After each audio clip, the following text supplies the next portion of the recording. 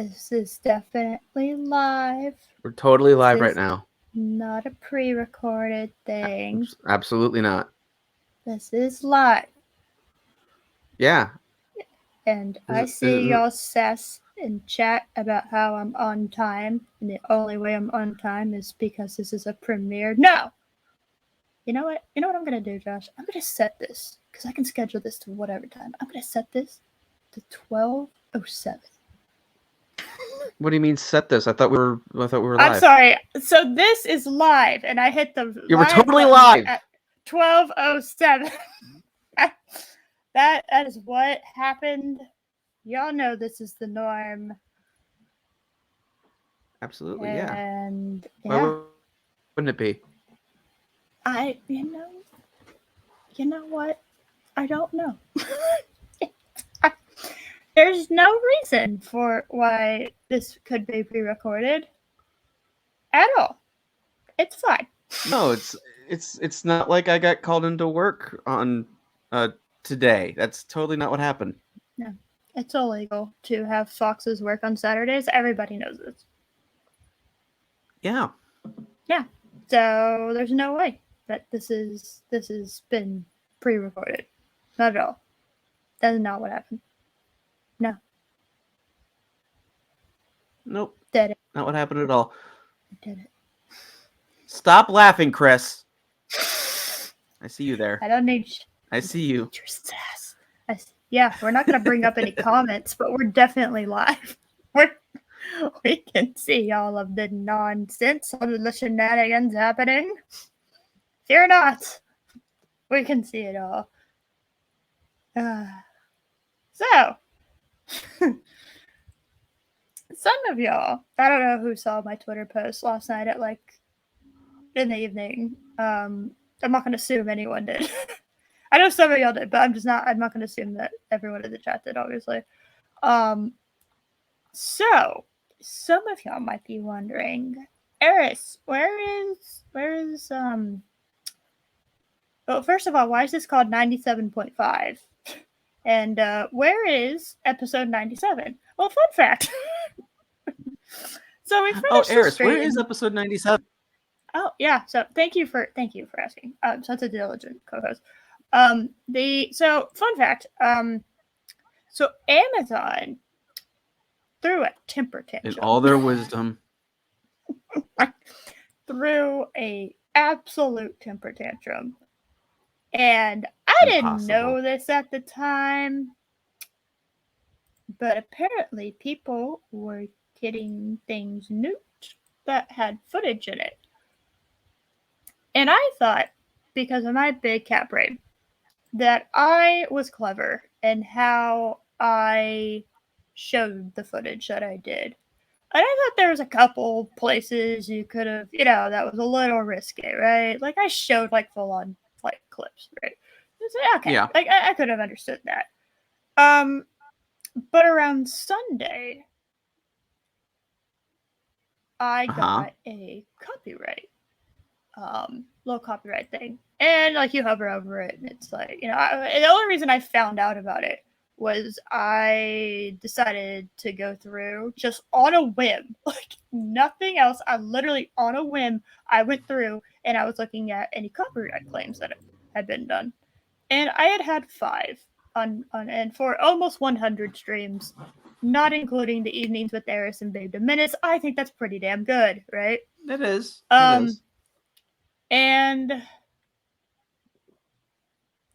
I decided that I was gonna look at that, and I wasn't that surprised when I saw that Amazon had, and they don't copyright in a couple minutes, and I'm like, oh, that's fine. I'll make a joke about it in the description or something. It's not like streams overall get a huge rewatchability, but if everybody wants to look at it, that's fine. I'll put a little joke in the description, and just in case anybody had questions. And so I decided to be a good little YouTuber, and I hit remove, edit it, remove it, and I know that kind of it disappears chat the second you edit it. So it's okay. I mean, yeah, but I'd rather not have YouTube look at my copyright things and give them a reason to eyeball me, right? Yep. So I went to You bed. heard that right. You heard that right, guys. She will sacrifice you guys for the benefit of YouTube. She will. To the YouTube. Sorry, chat. I had to sacrifice you to the YouTube gods. Um, I hope you enjoyed Don't be that way, your Mark. fleeting. Hope you enjoyed your fleeting stay in Valhalla. Or whatever afterlife you pick and choose. The underworld? I don't know. I think some of y'all are going to Tartarus. You know, I think some of y'all. I think some of y'all have The some previously mentioned Mark. Yes, definitely. So it was good. Yeah, and then on Monday I awaken. On Labor Day, day off. Yeah, on Yay. Labor Day, I decided to wake up on Labor Day early so that I can give y'all my House of Dragon take on Loki's channel. And I had it kind of like the channel content thing. You know, you go to it and you know I had done all 5 of them and I'd separate them in different tabs, so it kind of let me know when things were going on right on different ones, and everything was fine except the Lord of the Rings of Power stream had another 2 copyright claims on it. And and the first one was another couple minute one, right? And I was like, okay, fine. I understand. You spent $1 billion on a flop. I'd probably be a little snippy too. You know, just I'd probably be a little testy. That's fine. And so I go down to the next one, and when they tell you what copyright claims you get, you only see, so they'll do like a range and you only see the first one, so you don't know if there's one or many. you don't know how big the range actually is. And yeah, I was like, okay, so I'll work on that. Let me click on this other one. And I wasn't awake enough to notice the giant like red letters that said blocked as on the restriction tab. I wasn't awake enough to fully comprehend that. And I looked at it and it says an hour and a half. Wow. You have to delete an hour and a half of footage. I know for a fact that there was not an hour and a half of the show shown. Okay? I'm not stupid when it comes to copyright. I think I was a little bit laxed with my own with what I was doing, but I do not think under any circumstances that that there was an hour and a half of footage worthy of being cut. And I kind of skimmed it. It's the second episode, right? The first episode they didn't care about, but I was a lot more careful. The second episode I actually showed y'all a little bit more. And yes, it's all your fault, chat. That's why I disappeared here. That's why you got sacrificed. Oh my goodness. Yes. Yeah, there was an hour and a half, and then I noticed that it was blocked. So that's the big one, right? That just basically means my video / stream as basically it might as well just be dead to YouTube, right? It's gone. There is no more momentum. It is dead in the water. Because no one can watch it. So I deal with the first one. And interestingly enough, I think it was on Tuesday I realized, because they finished processing. The first one took forever. I don't know why 4 minutes of video took forever, but it took forever. I think it's because whenever you clip it out, they then go back over your video and make sure there's nothing else. Which I think was my mistake the first time, was thinking that I was just naive, right? And so they go back over and make sure. So I think that's what took. I think somebody was going in and manually reviewing to see if they could take any more footage. and they couldn't. But after Monday and Tuesday rolled around, I noticed that the blocked thing had gone away at first appearance, and then I refreshed it and it came back. I was like, oh, okay, well, never mind. Um, so I think it's just because I decided to get rid of that copyright claim during Memorial Day weekend. Mm-hmm. I think because that second one, the hour and a half, was a manual review. That one was a manual review. It was different. It was the same company, but it was different. So Okay. it was a manual review. So they manually went in and decided that they did not like it was about the last hour and a half of the stream, and they were asking me to nuke it. Now, could I have disputed it? Yes, but I'm not going to do that because I am very aware of what Amazon's mindset is, and all that would result in is me getting a strike and not being able to stream. So that's all. That's all that would result in. There would be no benefit for me. So it was lose an hour and a half of footage, right? Or get a strike on your channel and you can't stream for I think I want to say it's 30 days, but I don't know. It's something like that. Yeah. Yeah. So, yeah, we weren't gonna do that. So since you don't do edited videos, so yeah. Yeah, I mean, I could. I just don't know when they would be released. I work long hours as it is, so Mm-hmm.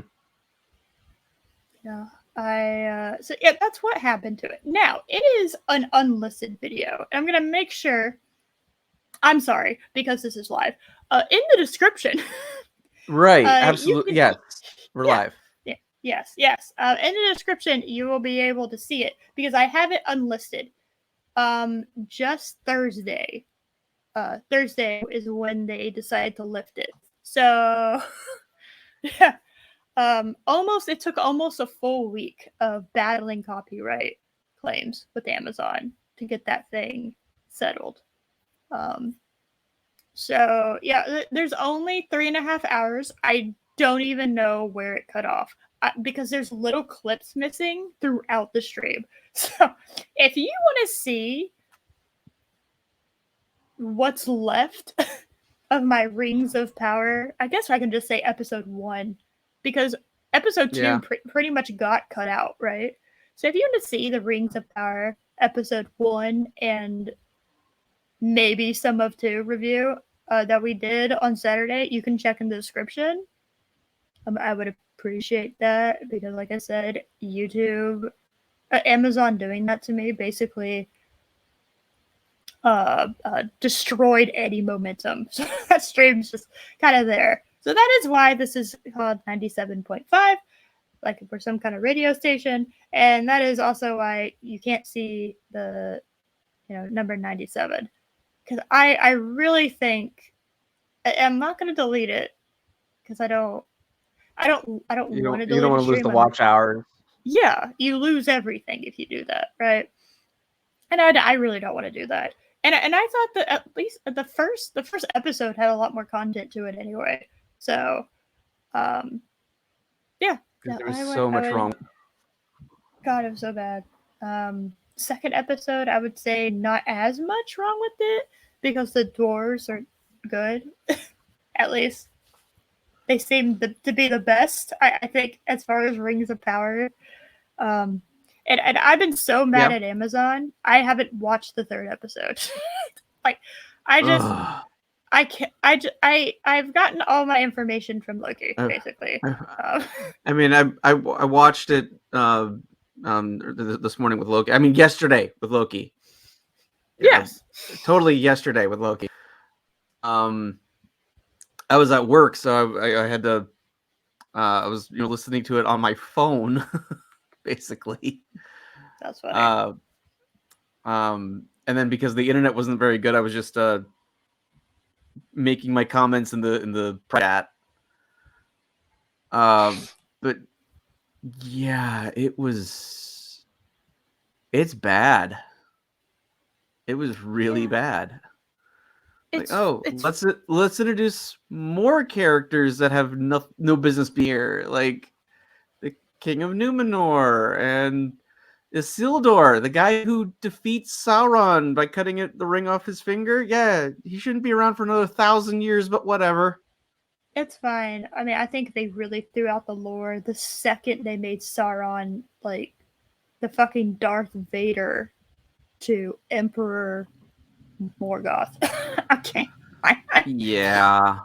That the second that happened, it's just like I can't believe at the beginning of the The second second page. no, they threw out the lore that the second Christopher Tolkien passed away. I mean, fair. I just like in the show. I just think it's funny that it's like the beginning of the Second Age, and you see Sauron in his full armor that he's gonna apparently be wearing for the next 1,000 years. Like, really? Yeah. Yeah.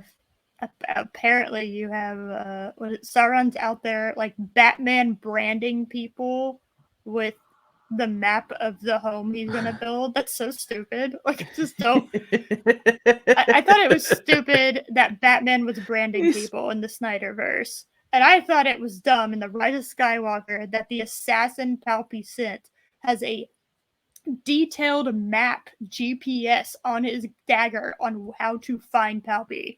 And for some reason, they combined those two incredibly stupid ideas to form an even bigger dumb. Yes. I can't. They achieved the impossible. Yeah. I don't. I really don't understand how they're spending $50 million an episode. This looks so cheap. I also go for it. I also just love the fact that the so in the first episode we see the orcs have been tunneling, right? And there's this whole thing about them being in the tunnels because they want to be out of the sunlight. And yet in the third episode there's a giant open air pit, like, that they have their slaves working outside in the sun, but then they're still like underneath like canvases that they have as like basically like umbrellas to block out the sun. Oh my god, they have parasols. Oh my god. Well, okay, no, not really, but I love this. they have canvas. Let me have my orcs. They just have like parasols. There we go, Chris. Work on that. Yes. But they have like these canvases like over this giant opening. It's like, well, I thought you were deliberately tunneling underground so that you wouldn't have to worry about the sun. Why are you doing this? Because they're stupid. Okay, I cannot. Okay. Oh, and if you thought Galadriel was insufferable in the first two episodes, they made her even worse. Oh, great. Yeah, that's what I wanted. I can't believe it. I don't. She's so. I don't even know if I have a word for it. I think Ruby Rose's Batwoman had more charisma than Galadriel has. Yeah, that's a bold statement, but I think it's true.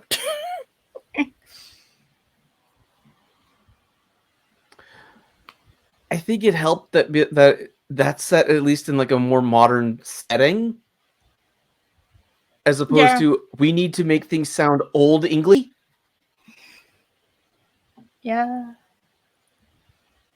I think that plays a part into it because the dialogue's just so awful. Part of me does feel bad for the actors because I'm like, who can make these lines work? Well, it's the acting and the directing, because I mean, a good director can draw out charisma, right? They can draw out likability and chemistry. They can't make it. They can't make just it appear out of thin air, right? But they can draw. They can draw out your potential. It's kind of you don't just Very say true. action and sit in a But chair. an actor is also limited by what's on the script. Exactly. That's what I'm saying. Director but an actor is also limited and by writers. Yeah. Yes. So so it's like the director. Well, like you said director and yes, but you also said you said director and actor. Oh, I meant writer. Sorry. Yeah. So the director and writers. Okay. Yes. Okay. Yeah. No. Yeah. Sorry. Brain got ahead of Yeah. So if you have a good director, you can draw out the potential. Sure. And absolutely. the writing is good. You could you could make someone's career with giving the right actor the right dialogue. Okay, think of how many actors are immortal, right? Because of lines that have been forever written into the culture of our society. Like I just don't. The first 2 episodes were there's a reason why no one's attempted to just do a flat out remake of The Wizard of Oz, because you can't top it. You just can't. I mean, the story's public domain, but it's so iconic. I'm going to attempt to redo it. Yeah. Well, don't bait them. Okay? You never know. I know. Okay. You don't know. And however, I come to think of it, so like the book is in the public domain, but the original movie isn't. And the movie made a lot of changes, like the ruby slippers in the book, they're silver. So you can't have the iconic ruby slippers. Yeah, but you could have, like, I don't know. You could have Dorothy shoes. The Scarecrow. Yeah.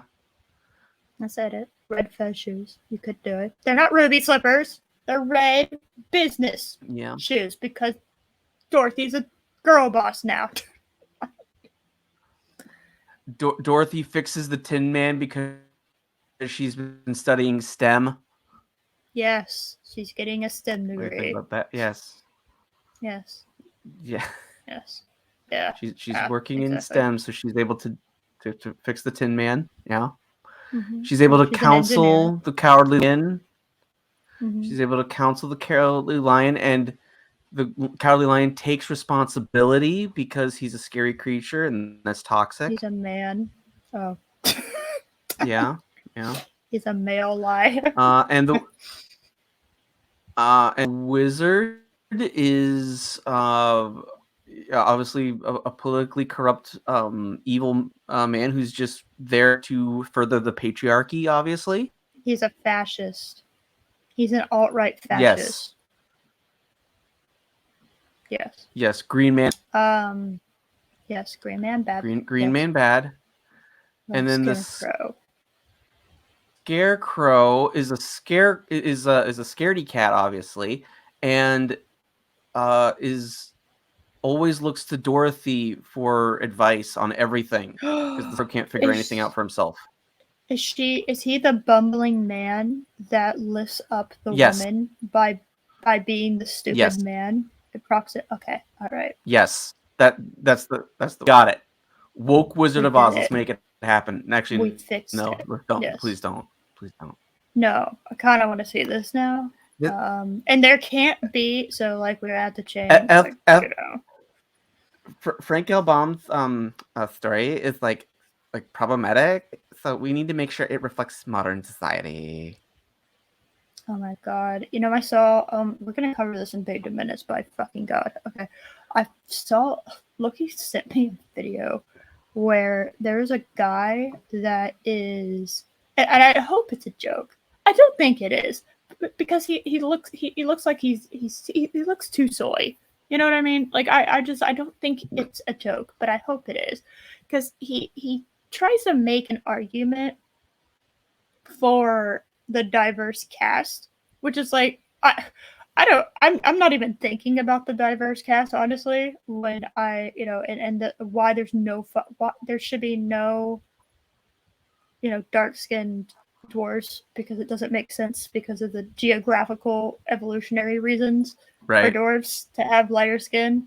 Mm-hmm. I mean, I'm so not even thinking about that when I watch those first two episodes because uh, it's not even an issue. That's not an issue because there's so many other issues that I don't have the brain thought power to deal with that. Okay, it is such a minor thing compared to all of the gigantic plot holes that are like miles long Yes. crevices in the earth. The, Okay, the that is st- how big these plot holes yeah, are. the storytelling, the character motivations, the character development, the writing, the dialogue, the costuming, the special effects for in a lot of sequences. Those are all far more Yeah, problematic with the show than the Chekhov diverse casting. yeah, Like the there's so many tokenism, other problems that yes. literally. Like I just, Yes. I am so far beyond giving a shit about the skin color of everyone. I'm like, okay, no, okay. Well, that was a problem before I started watching the show, okay? Because it doesn't make evolutionary sense. But that's a problem to talk about if the show is actually good. Yes.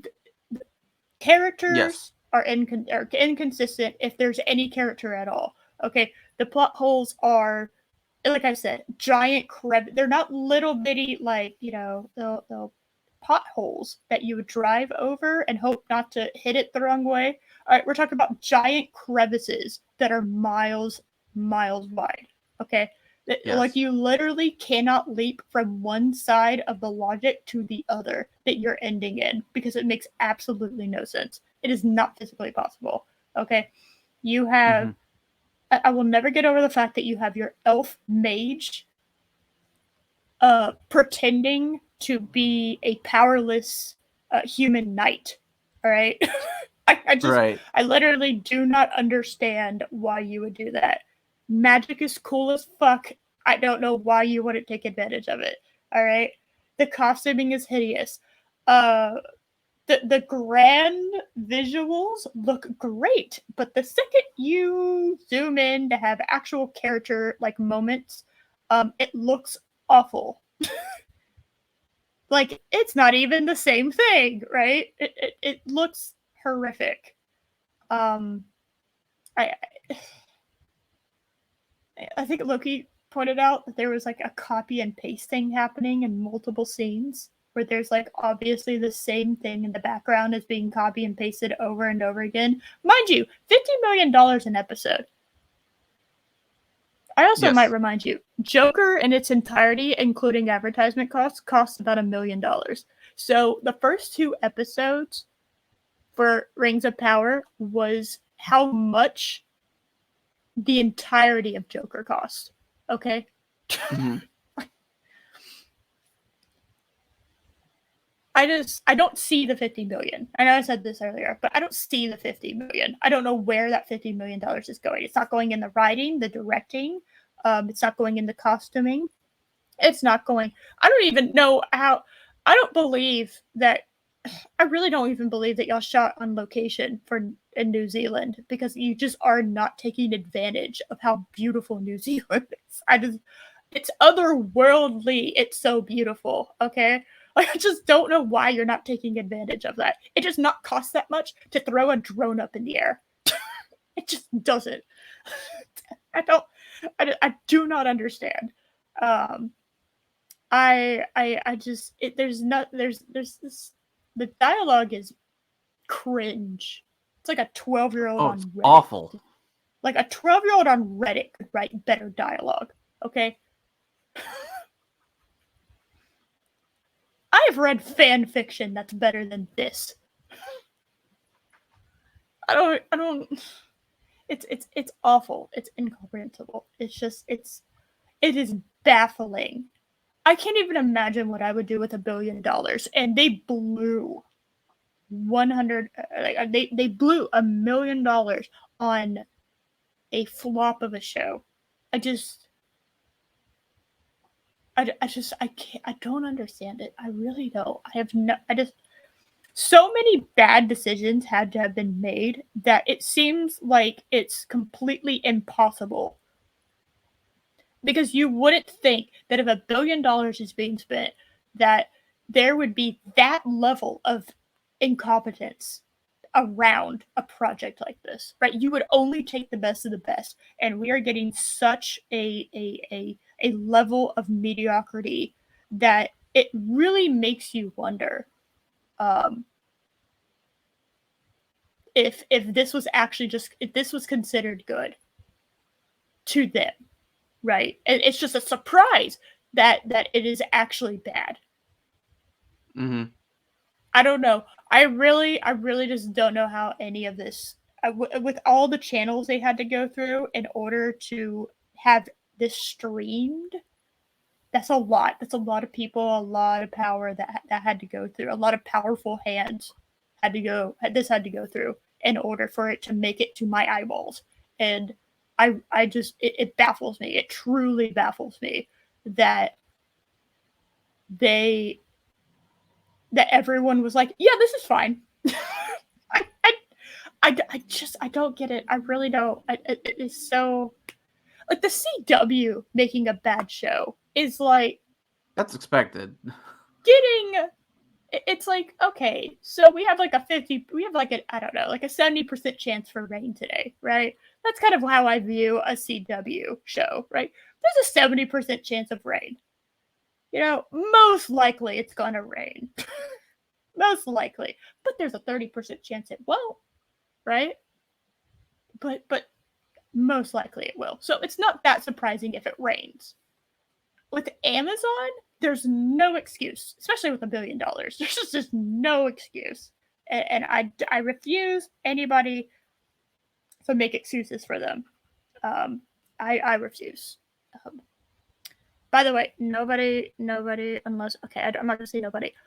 98% of people who didn't like the first 2 episodes of Rings of Power, myself included, and present Fox company included. Yes. We didn't. The reason we didn't like it is because it was shit, not because of the color of the people casting. Like I said, that's an issue to discuss. If this was a good show, that's one of those logistical ones that you get into like an argument at a comic book store with somebody over, you know? Mm-hmm. You know, it's one of those like Goku versus Superman ones. It's like, well, how are there black dwarfs? Like from an evolutionary standpoint, how did that happen? And just kind of brainstorm it. I'm sure the nerd community, the real nerd community, could come up with an actual explanation, right? But we're so far away from us even thinking about it because it's like we can't believe what's happening to our eyeballs as we're watching this.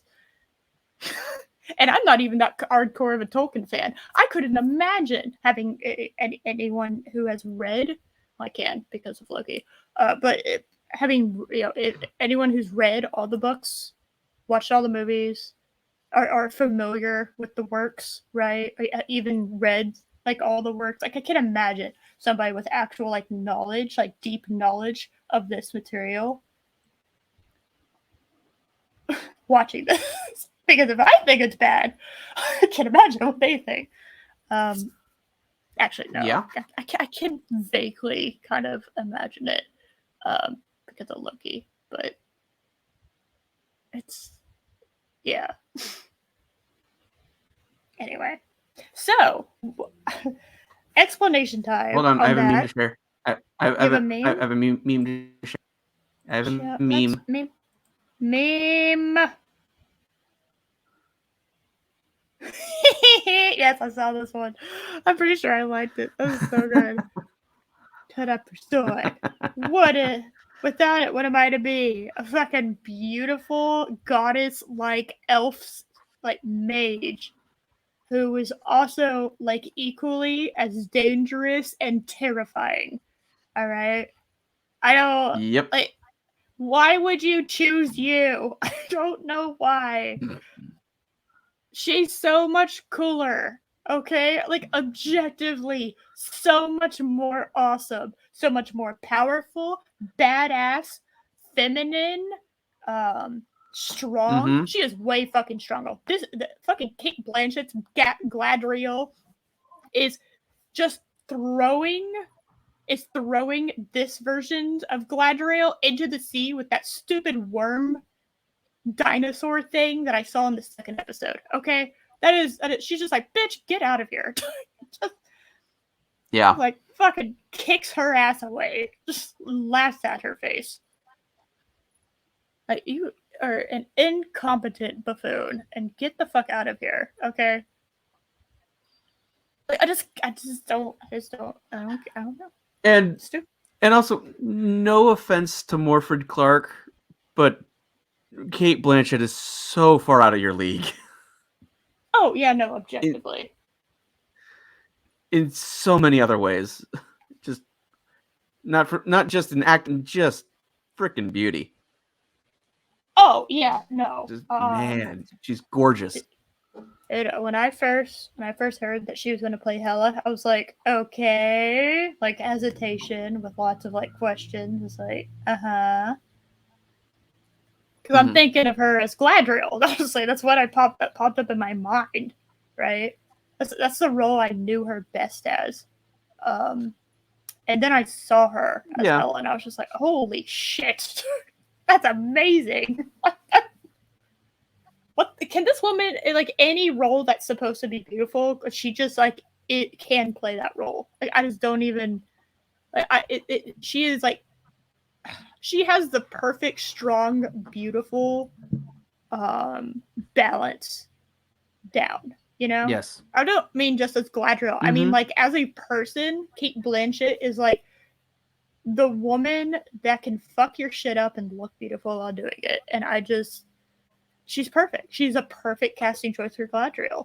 And it's like this other chick, what did you say her name was? Morford? Hard rip to that name choice. Morford Clark. Morford. Okay. All right, Morford. Morford Clark. It's Welsh. I don't know. They do things weird up there. Sorry, Welsh peoples. I don't mean to offend. That's a weird name. Sorry. That's a weird one. Of course, that could just be I have English, Irish, Scottish, and German roots. So that could just be a little bit of white on white racism happening from my ancestors. So I don't, whatever. Morford, I'm sorry, girl. You're just, oof. I've heard you can act in other things, and you were somewhat charming when you were on stage. And I just don't. I have to remind myself that the person we saw on stage, the adorable, like, cute Morford Clark, is the same person I'm watching as Galadriel, because they are not. They are so far from being the same person. Like, I don't even believe it. Like, it's crazy. It's absolutely fucking. It's bonkers. I dare I say the B word, bonkers. It's bonkers. So. Oh my god. Enough about Lord of the Rings, because fuck all of this shit. Okay.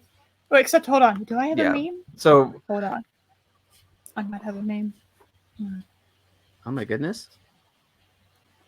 I do have a meme. So wait, Josh, can you share a meme? Because then I would have to. Because then I would have to share it. Okay. But I already have the thingy up, and I don't want to do that.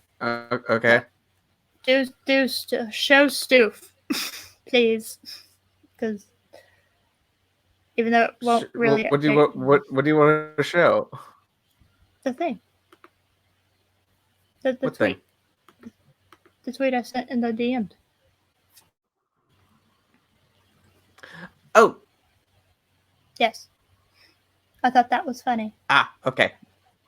And I thought it was funnier because of the picture that goes along with it.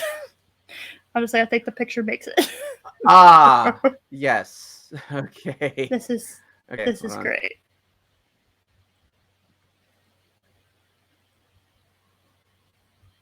So Okay. whatever your opinion is on Gary, this is an objectively like 10 out of. This is like a 20 out of 10 tweet. Okay. Yes. So let me get this straight. Racists are review bombing the Rings of Power, but they like House of Dragon. Yeah. Fascinating. Did you know that I didn't know the Valerians, the ones with the ships? I think I'm saying their names. Yeah, the Valerian house. Yes. Fun thing, I didn't know they and George R. R. Martin were actually supposed to be white. I didn't know that. And so I was trying to get a hold of a Targaryen family tree because I was trying to make sure I understood, like, you know, it's hard when you have complicated names to to remember the names of everyone, especially with me. Um, and especially if I'm only dealing with it auditorily. My brain likes to read what the name is, assign a pronunciation, whether it's the correct or incorrect one, and then I have a hard time getting rid of that. And so I didn't know. I didn't know that they weren't black. Why? Because it's a good show with well acted people who embody the characters they are supposed to play. Isn't that magical? It's almost like, but it's almost like if you just made a good show, there wouldn't be so much criticism, and then you wouldn't have to go, racism is bad, everyone clap, in order to try to win back your audience. Right. Anyway, why are you now Project Arwen Avalon? I was what you were saying that you like to read the names first. So I was wondering if you're paying attention. Damn it, Josh! Don't fuck me up. And that only works when I first see the names or whatever. You know, I didn't know how to pronounce gourmet for a while because I didn't know how it was spelled versus like what it sounded like, right? Mm-hmm. I pronounced it as gourmet. I was reading this recipe and I said gourmet, and my family has never let me live that down. So just thank you so much. Gourmet. To be fair, that is how it looks like. That is how it looks in English, yes. Gourmet. So, speaking of House of Dragon, we're doing a perfect segue. We're doing a 10 out of 10 segue here. Is everyone ready? Absolutely. No, you are not. Okay, I'm about to jump scare y'all. Okay, both with you already know what the topic is because because it's in the live stream that the definitely live stream that we're having at the moment. Right, absolutely. The totally live stream. People in chat, let us know if you're ready. We'll wait. Do I have to?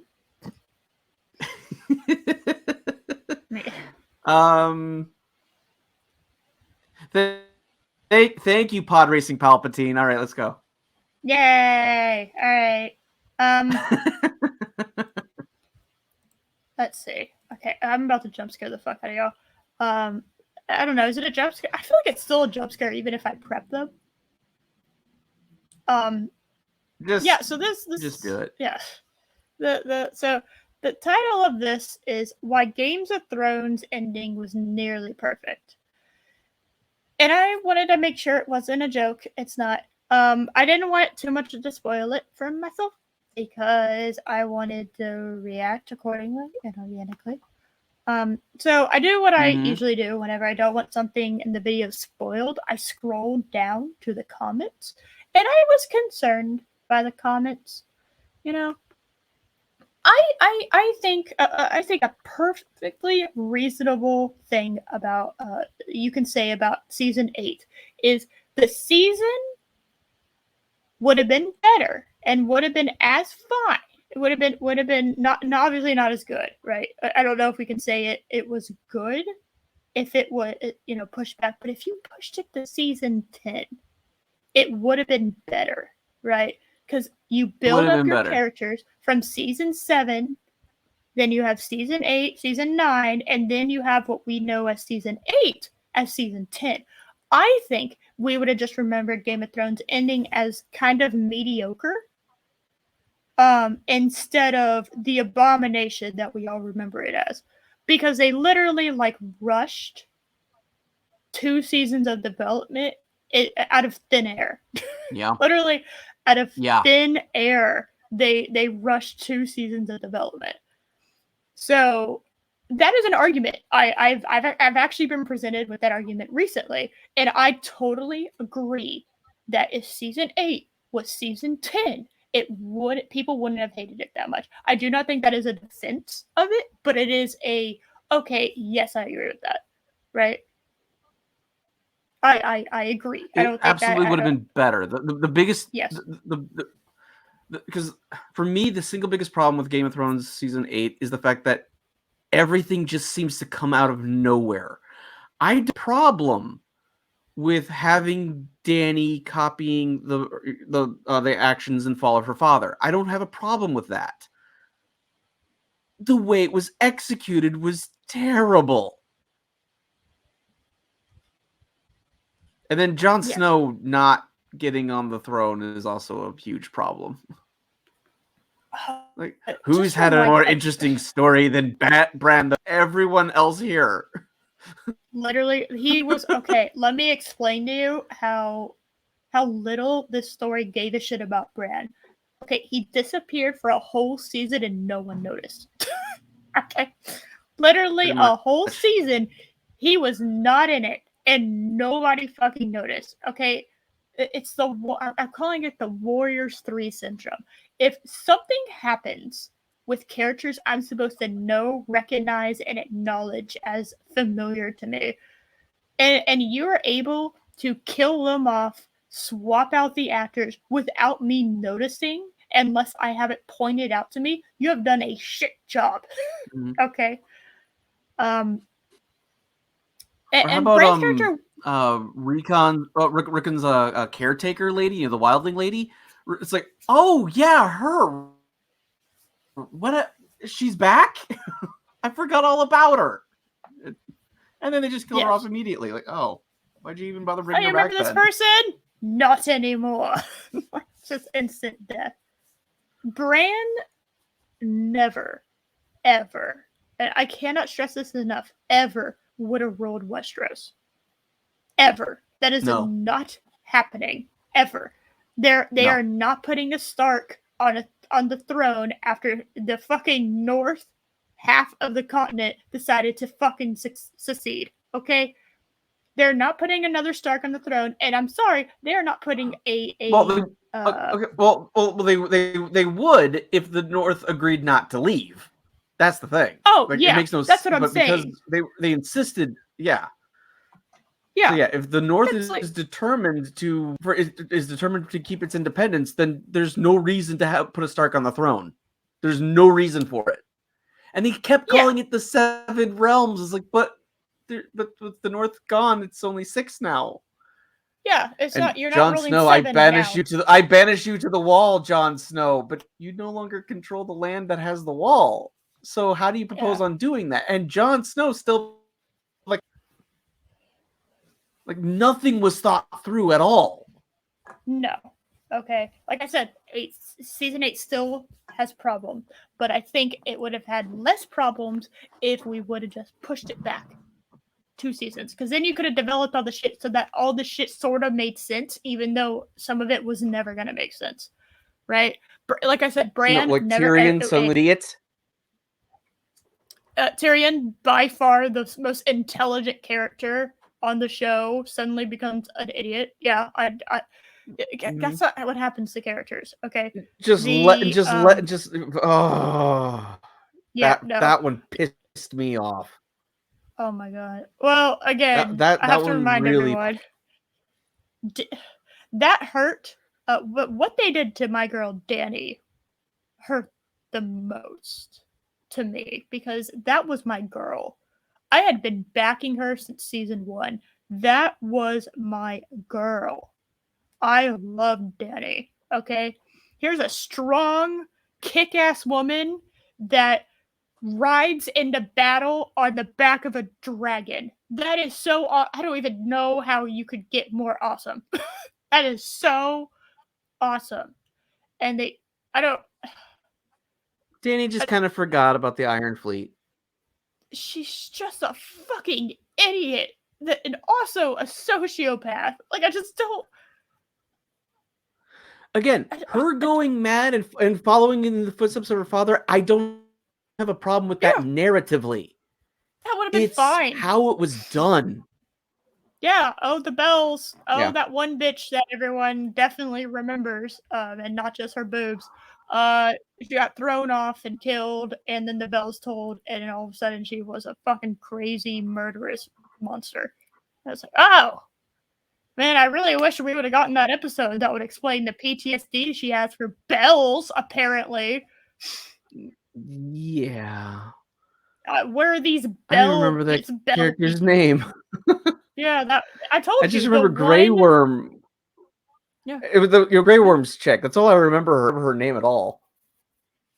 Yeah, I told you. She is the one that you remember the face and the boobs of, but you don't know the name of. That one. Because half of her scenes, she was naked. So. Practically, yeah.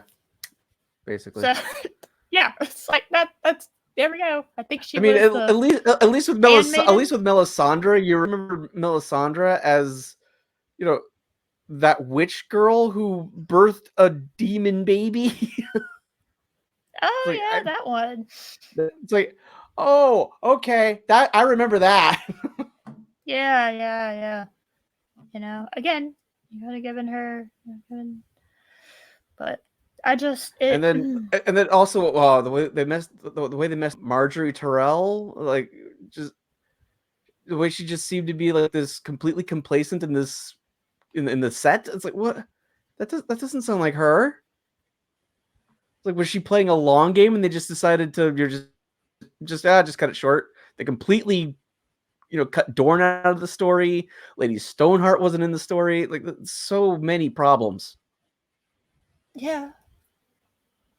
The winter is coming thing that we've been hearing since season 1 was literally like a night. Mm-hmm. It was like a day and a half. As opposed, and as many people do try to remind people of, remember the Witch King is not in the books. It's just winter that all horrible things are in, but it's not. There's no Witch King, controlling it all. Yeah, see, when I thought winter was going to come, so I thought personally what would happen was winter, like a really, really bad winter was going to hit, and he was going to use that to his advantage because he has, like, ice and snow. The immigrant song. There we go. We figured it out. Yeah, it's a prophecy. So I thought he was going to use that to his advantage.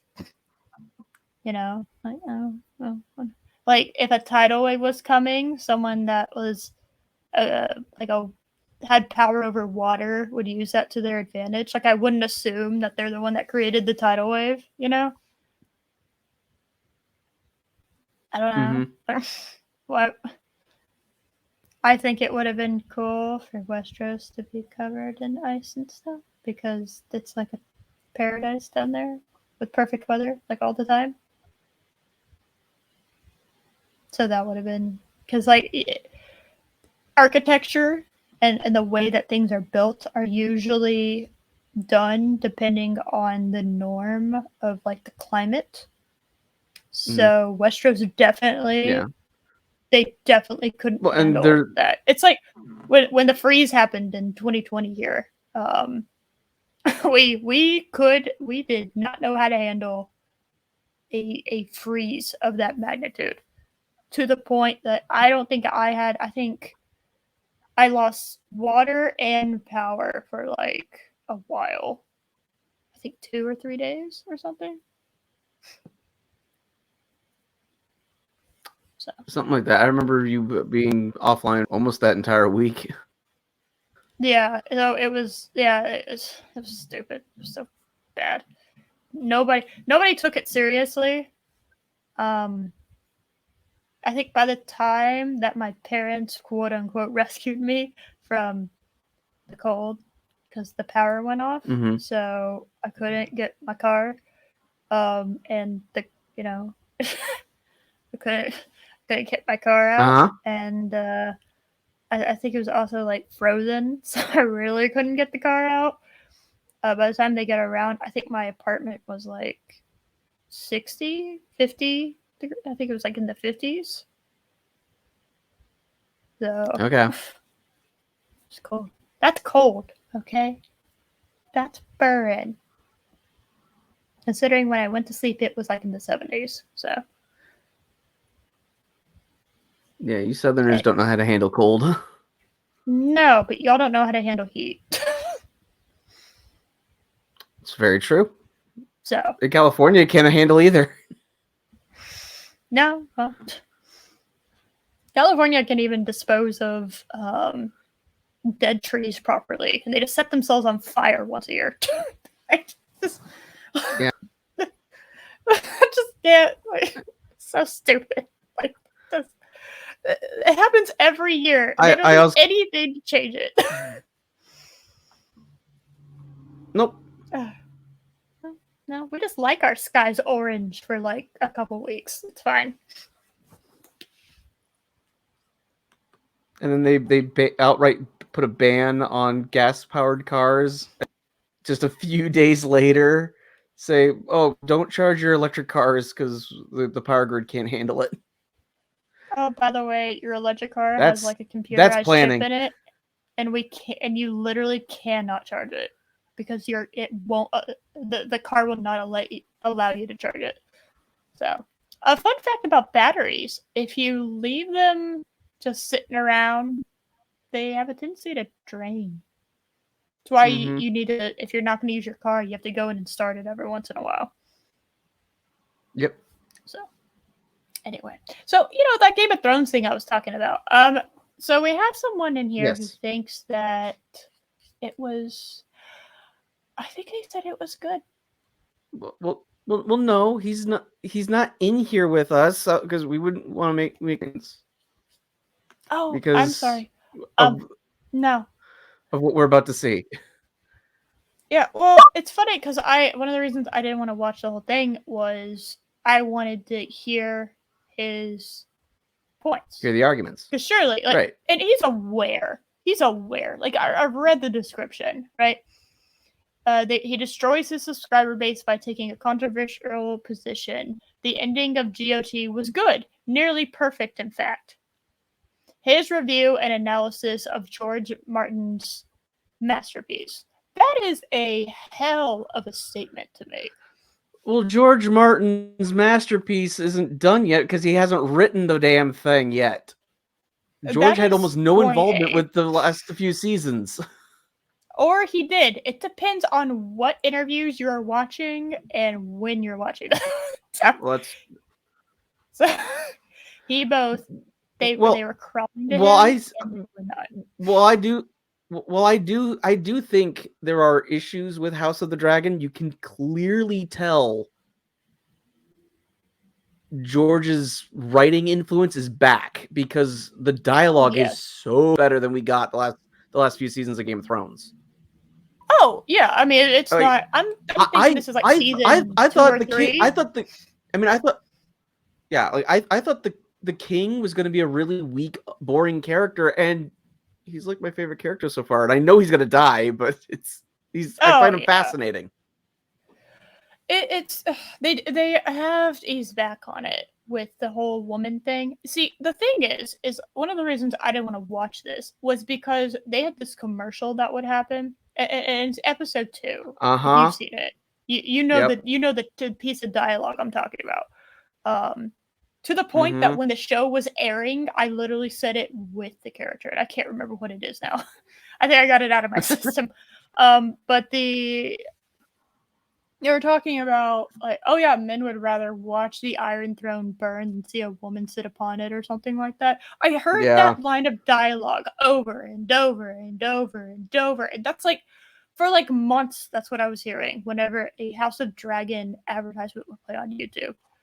And I got sick of it, and I didn't want anything to do with it. They have toned down that kind of bullshit.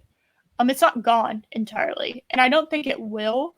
But at least I can say there's a reason for why they're talking about a woman sitting on the Iron Throne. I think it's silly because, again, anyone can go look up the Targaryen lineage, and that was also talked about in Game of Thrones. Was the lineage of the Targaryens, and so it's like I kind of already know who's ending up with who. I kind of just interested in how it's going to get there. But I think hands down, Matt Smith is my favorite character. Matt Damon. I think that's a great name. Matt Smith, Damon Targaryen. Matt Smith, Damon Targaryen. Yes, Matt Damon. Yep. Matt Damon Targaryen. Yes, Matt Damon. Yes, he's my favorite character by far. He's absolutely carrying the show, and the fact that he had almost no dialogue in the last one, and it didn't matter. They let the visuals, they let the actor carry the scene. Oh yeah, and he carried that sucker. It was amazing. I actually watched the after. I actually watched the after the show thing where they talk about it, and it was interesting to me. I don't usually do that because I want to figure shit out on my own. I don't want the people telling me what I should think, right? Until after I've seen it for a while. But that's how we got the glorious quote from Dan and Dave about Danny just kind of forgot. I love that quote. Danny just kind of forgot about that. It's funny because in that thing, there were lots of arrows being shot at the dragon, and yes, that didn't really do anything to the dragon. Maybe Danny's dragons, which looked way bigger, were weaker.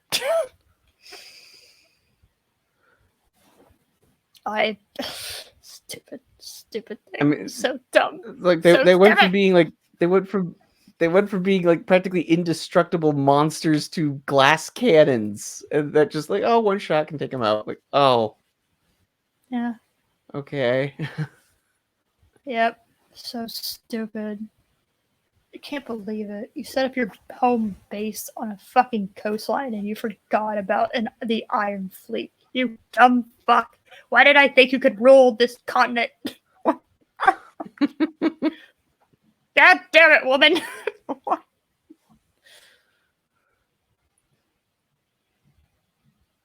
Anyway. So we have this dude, and I gotta say, I don't really know anything about him. My dude is suffering from cheesy professor face. Yes. Very much. I definitely have had a professor that looked exactly like him. And that's not so knock on the did I. So he did just I. is. He's just suffering from cheesy professor face. And it's like you just can't unsee it. I mean, complete with the sweater vest. It's just glorious. Well, I think he needs a tweed jacket, honestly. I think that would have, and a bow tie. I think that would have 100%ed him, right? He's sitting at like 80%, but I think that's what he needed. But the sweater vest is a nice addition. I think he's trying to be like this guy's a dweeb trying to be cool for the kids. My man, accept your dweebness and make it glorious. Okay. I had to accept my nerdy geekiness, and you know what? I'm better for it. Accept it and just roll with it. Clip that, Chris. All right. so mean. All right, so I'm about to jump scare y'all because I don't know why this guy decided to start this video on this frame, but it's not the best. I don't think it was a good move. No, it's definitely not the best. And wow, the All right, title cards exist for a reason. yeah.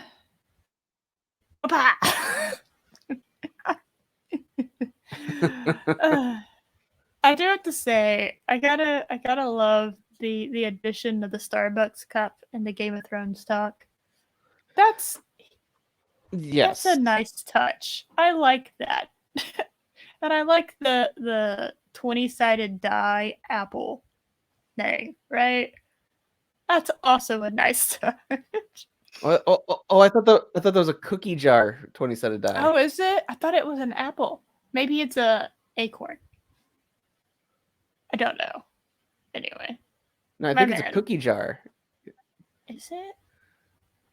I don't know. I would give him tons of props if it was a cookie jar. Okay, let's give him props. Let's give him the props. You're showing him. You're showing your geekness, and you know you have cookies there, so it's a win-win. Yeah, and you have a skull. I'm pretty sure I have that exact same skull sitting on my dresser right now. And I like the board games. Board games are fun. Yes. So, all right, we have complimented him. Looks like it. Yeah. We did it. Yeah. We did it. Oh, what's the thingy in the background though? I mean, it looks like a castle of some kind, but what castle specifically, I'm not sure. Okay. Interesting. All right. Chris, identify the castle for us. Yes, Chris, while we're live, identify all the things that we ask you to do while we're live. Thank you, Chris. Yes. All right. Let's do this. My thoughts on the finale of Game of Thrones today on Dungeon Craft.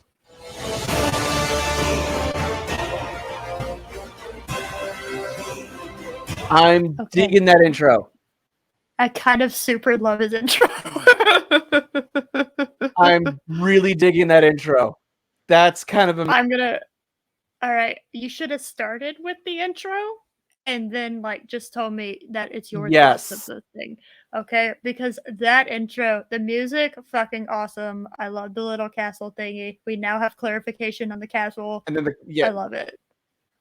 That strummed a note in my geeky nerd soul that I didn't know was there. That was good. I liked it.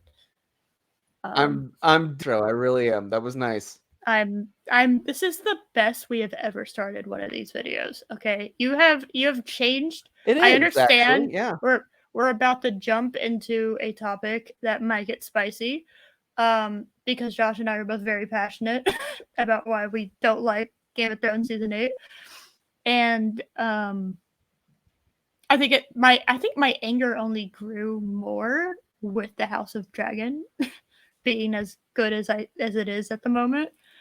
But you know what? This was good. This is a good intro. This is the best intro we have seen on a video that we have reviewed. So, yes, this is good. Hands down. I'm happy with this. Those little zoom in into his castles and the little action figures. I'm loving it. I'm digging it. Yes, I liked it. If you enjoy this content, subscribe and hit the bell icon for future updates. Thank you. Welcome to Dungeon Craft. I'm Professor. I liked it. I continued to like it. Sometimes I get annoyed when people tell me to like and subscribe when I haven't seen their video yet. I didn't mind it. Mm-hmm. I felt like I was going into battle. I didn't mind it. Yeah. I liked it. Yeah, that's fine. That was good. So, okay, dude. Let's do this thing. I'm Professor Dungeon Master, coming to you from Dungeon University, and this channel is about running the ultimate game of Dungeons and Dragons. And today we're talking about finale. I'm digging that he called it Dungeon University as well. Yes, dude. Why must you hurt me with why must we meet on it like this? Yes. Why must can't we we meet just like be this? friends? Everything else is I'm vibing with. Why do you have to hurt me? I don't understand. Yeah. What is this? This is great. Okay, you know what? I'm gonna go ahead and say it. I think this might be, I'm gonna call it, I think this might be the only person that we have covered who I could actually legitimately hang out with. Even though we disagree about this. So far, I haven't heard any of his arguments, but so we're far, less this is good. seconds in. I We're know. less than 30 seconds in. I know, But so far, yes. Because like Renegade Cut, I would want to punch him in the face. I really would.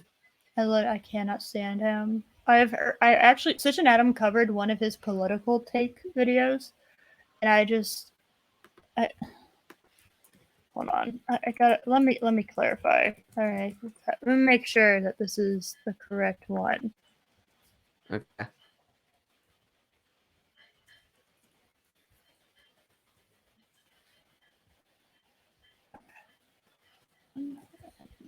Okay.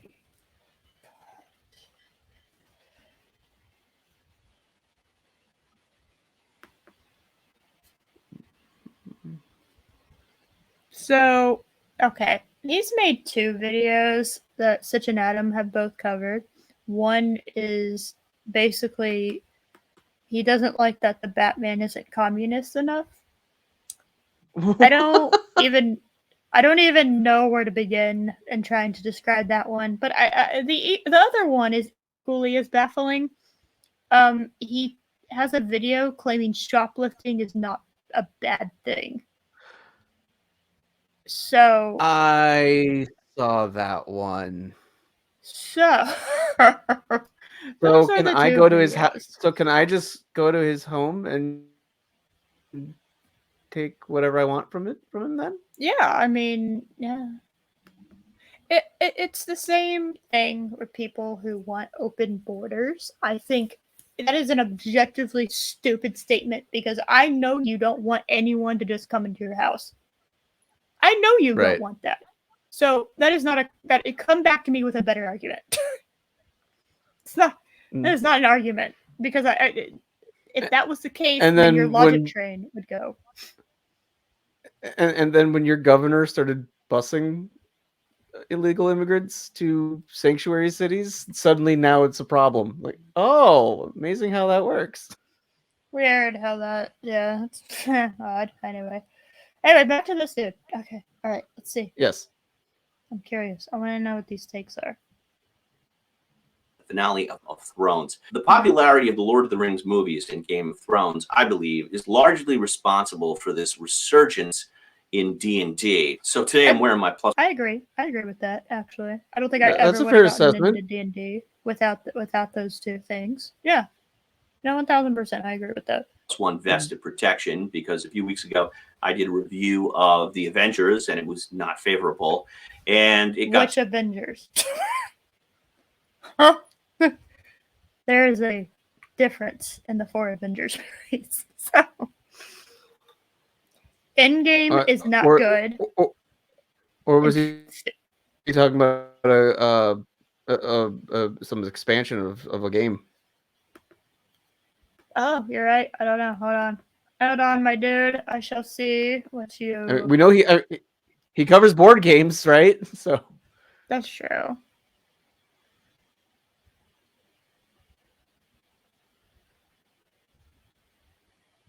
And why do you always have like the most epic pause game to have like the most unflattering picture possible for the person?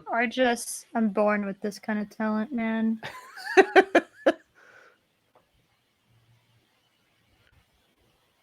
Okay. He has done a lot of videos. When was this video made? Now I don't know. I didn't look at when it was It's made. episode 79. Okay, thank you. That's an obvious thing. Okay. Well, he's in like the 300s, so hold on, let me scroll. Oh, okay. So a while ago. Yes, okay. So, why Endgame sucked? Okay, I agree. Endgame sucked. I will go ahead and I will agree with you on that. So, The more you think about it, the worse it gets. That is never a good sign in anything. Okay. It was one of those emotionally. It was satisfying at the first view, but then the more and more thought, the story just falls apart. Yeah.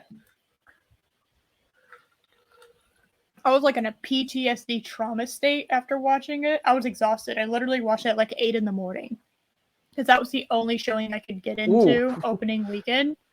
And so my Saturday began with an 8 a.m. viewing of Endgame, and I went to Panera with my friend that I went to see with, and we were just kind of just sitting there, just like having like Vietnam flashback moments watching it, you know. I was just like, dear fuck. Yeah. You know, Tony, because they decided to kill off Loki and Hela, so all I was really left with was Tony as my favorite character. So I yeah, that was traumatizing as fuck. And once you kind of got over that, I think it was Odin's movie reviews, actually. Oh yeah, Odin actually is the one that pointed it out. It was the first one I saw that started raising questions about it. And then once my brain started thinking, wait, was it as good? I couldn't stop thinking about it. And the more I thought about it, the worse it got. And that's the problem with introducing time traveling aspects that aren't well thought out. So, yeah.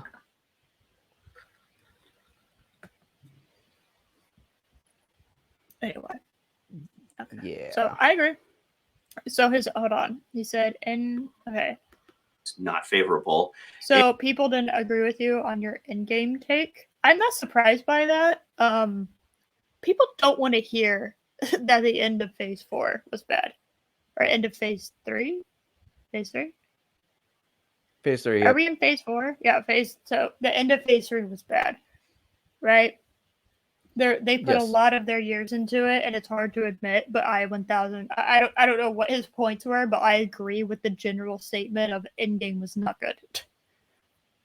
Overall. There was a good payoffs when there were payoffs, but there was other shit, and again, when you start fucking with time, it doesn't. Yeah. Oh god, there's so many issues. And it got 2,000 downvotes, and I lost 27 subscribers. Nice. 2,000 downvotes. We've never gotten 2,000 downvotes. God damn it. But losing the subscribers is kind of like you're a D&D channel and people are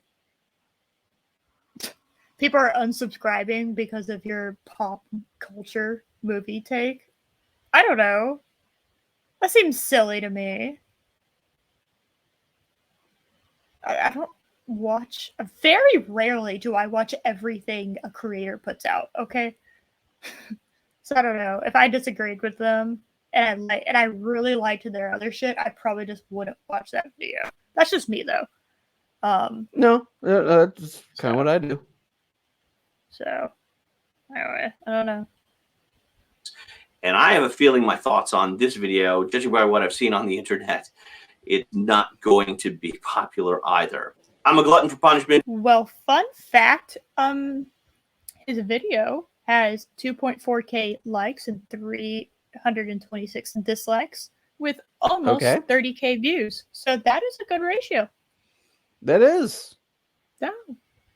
That is a solid ratio. So that is good. We did it. All right. I'm here. I am a willing, like I am my ear. I shall lend my ear. I am curious. I want to know. This is one of those rare things. I have heard more people try to defend The Last Jedi than I have heard try to defend Season 8. Right? This is fascinating. Very interesting. I want to know. I'm curious. I want to know. Punishment. So I'm again. The first thing we're going to do is revisit my predictions, and I'll include a link to up there or there to the video if you want to watch the whole thing. But this is what I said a few weeks ago. Arya was going to kill the Night King. Check. Clegane Bowl happened. Yes. The Hound. Wow, I haven't seen that fucking series. What is Clegane Bowl? What? The mountain in the. Okay, I got you. All right, thank you. Saved Arya one last time. He did. Cersei and Jaime died in each other's arms. Tyrion lived and had a hand in creating a new government. Out of 19 predictions, I got 12 right and 7 wrong. Some of them really wrong, including who ultimately sat on the Iron Throne. Who was it? But oh, damn it. In the end, I was satisfied. Yes, I have some minor quibbles, which I'm going to discuss. Yes, there were some embarrassing continuity errors, but... So you were satisfied with embarrassing continuity errors?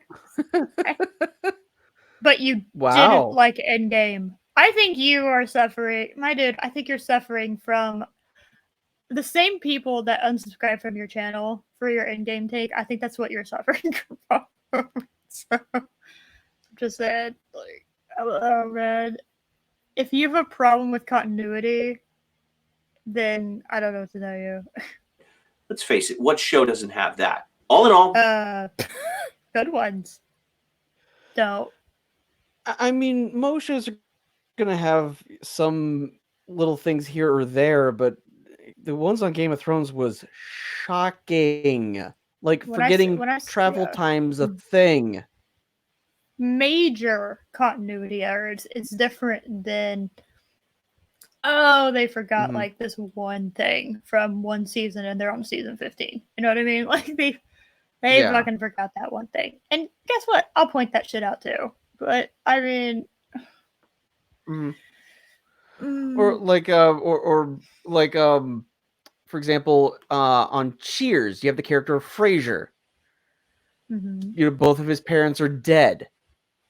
But then when he gets his spin-off show, Frasier, his dad's still alive.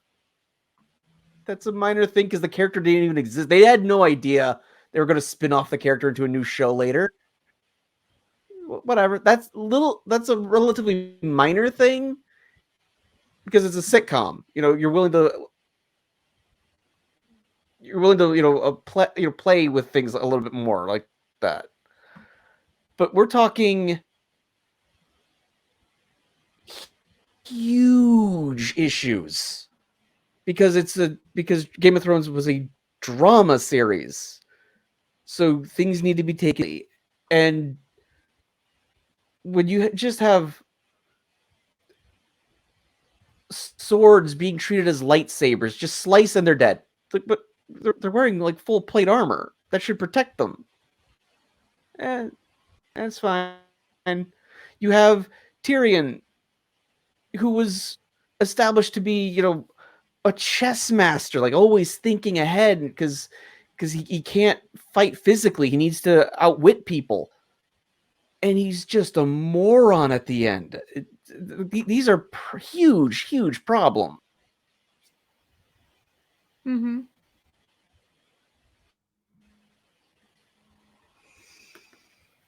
No, just minor. It's minor. It's fine. Shows have them. It's okay. It's fine. Don't worry about it. I've got to make that some merch. It's fine. Don't worry about it. Yeah. Put it around a moon. I'll put it around a moon. Just, yeah. It's fine. Don't worry about it. Oh, God, I love that movie.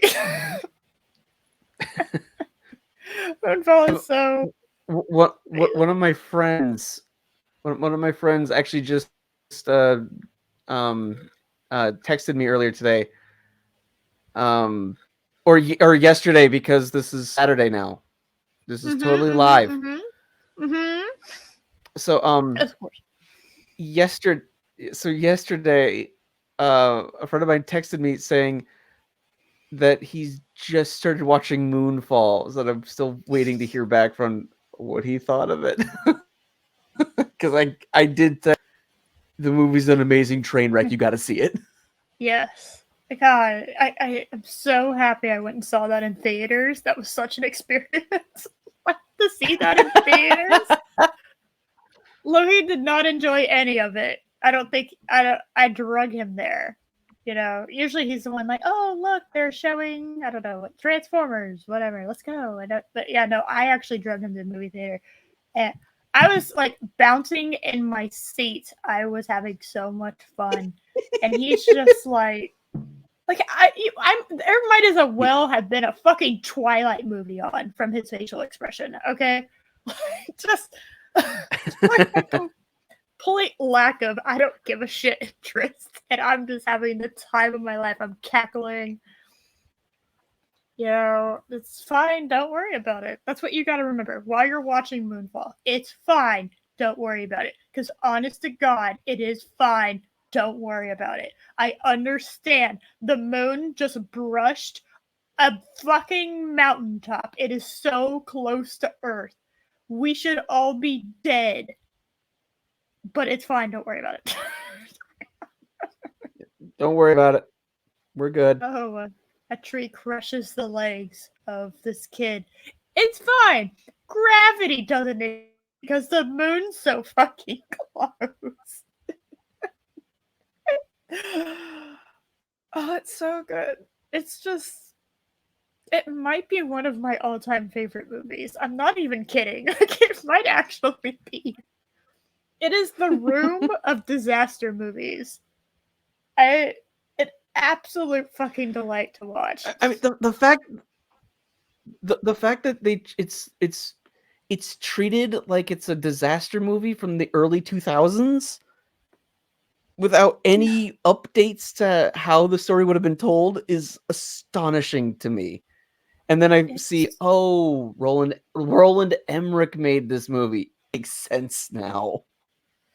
It's beautiful, and I'm so sad. I'm so sad there's probably not going to be a sequel. Anyway, back to this guy's opinion. Sorry. Yeah. I thought it was nearly perfect in terms of story, but somewhat flawed in terms of execution, which I'll get into later. Of course, it was an ending that had a twist that disappointed a lot of people, particularly parents that named their children Daenerys. Disappointing? No, I don't think that's the word. Disappointing would be, I am disappointed that they gave me a caramel macchiato instead of my fucking mocha frappuccino. But you know what? I'm gonna drink it anyway. Fine, whatever. What happened is now all these people who have named their kid Daenerys or Khaleesi, whatever the fucking thing was, have now named their child after a fucking murderous, sociopathic, evil bitch. Okay. That was up until like episode 4 or 5. I can't remember which one it was. Of season 8 was a kind, strong, amazing, beautiful chick that deserved to be the queen of Westeros. Okay, by birthright. I don't know. Like there is a gigantic disappointment is not the word. I think that's underselling it. Yeah. Although as a fan of Dany, like I know. And I never really did feel bad for people who named their children after characters from a TV show. I've always thought that was kind of stupid. Especially not when the TV show's not finished. You don't know what's going to happen, you know? Yeah. Like, I'm just saying. Yeah. If I want to name my daughter Jadzia, well, I know how her story ends, right? You know? Like, yeah. I know how her story is. There's a bow on that shit. Like, I don't have to worry about some other bullshit happening, right? But, I'm not gonna name my daughter Rhaenyra. I don't know what's gonna happen with her, okay? You know? Yeah. I don't know what's happening with that yet. So. And I do not think it was fine story-wise. I just want to state that for the record. So.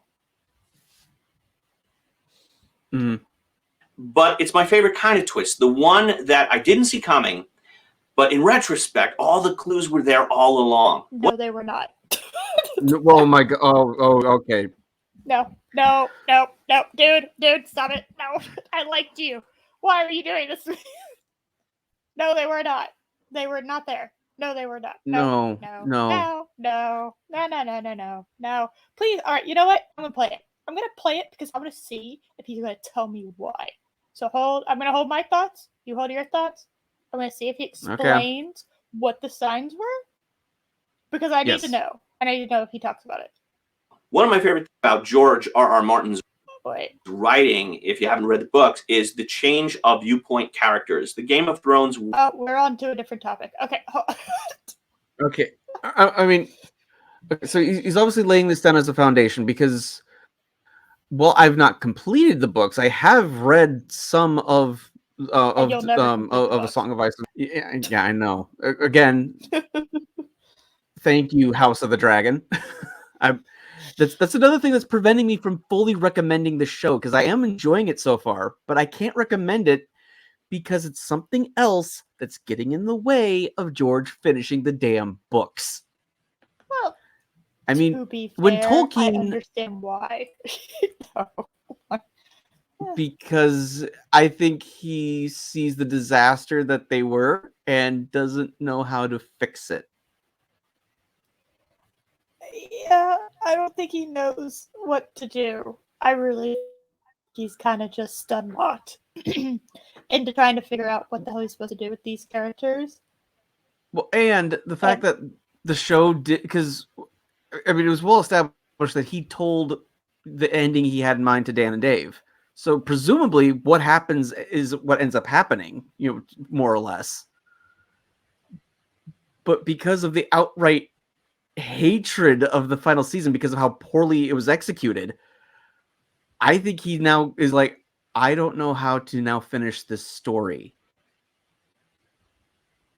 And I'm just going to focus on this prequel story that I've also been working on. Which, for me personally, if I had... if I was doing gas, very surprised. Oh, yeah.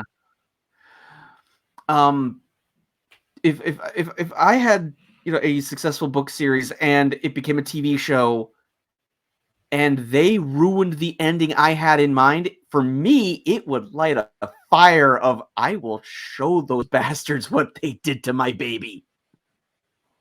But that's me. No, 1,000%. Oh, I'd be so pissed. Yeah. No, if I wrote something and I wasn't done with it and they did a show and finished it before I was done writing it and it fucking sucked, yeah, same. Absolutely same. His Starbucks cup is gone. Ah! What? Continuity. No. I demand continuity now. When did the Starbucks cup leave? Okay. Ah. There. Okay. There.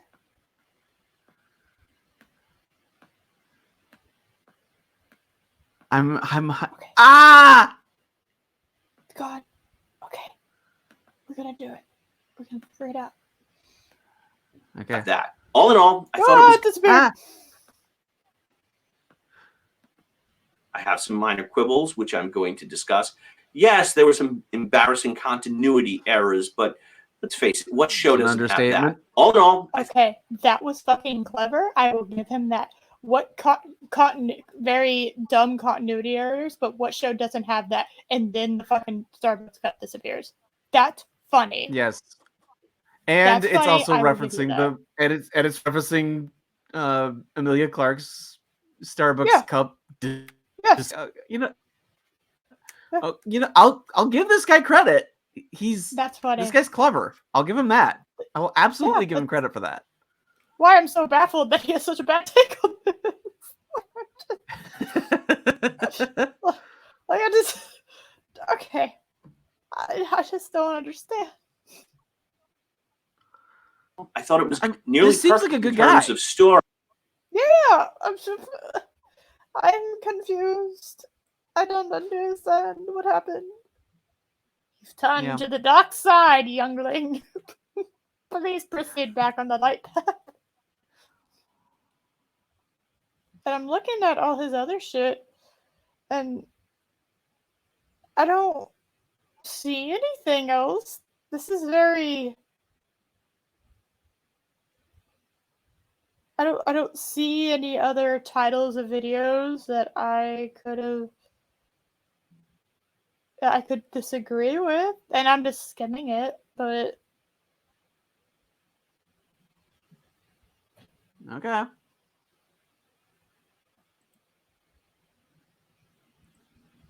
I don't...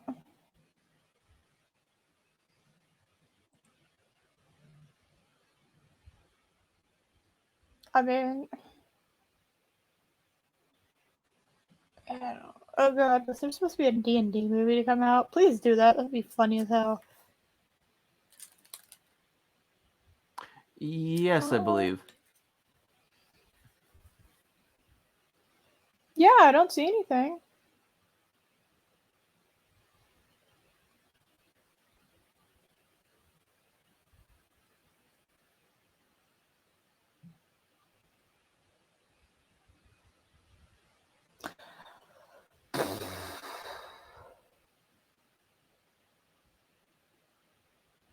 Yeah, I don't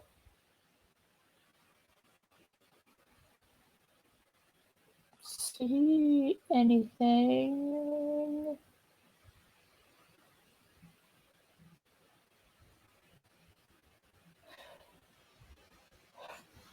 This is like... This appears to be his only bad take. Okay.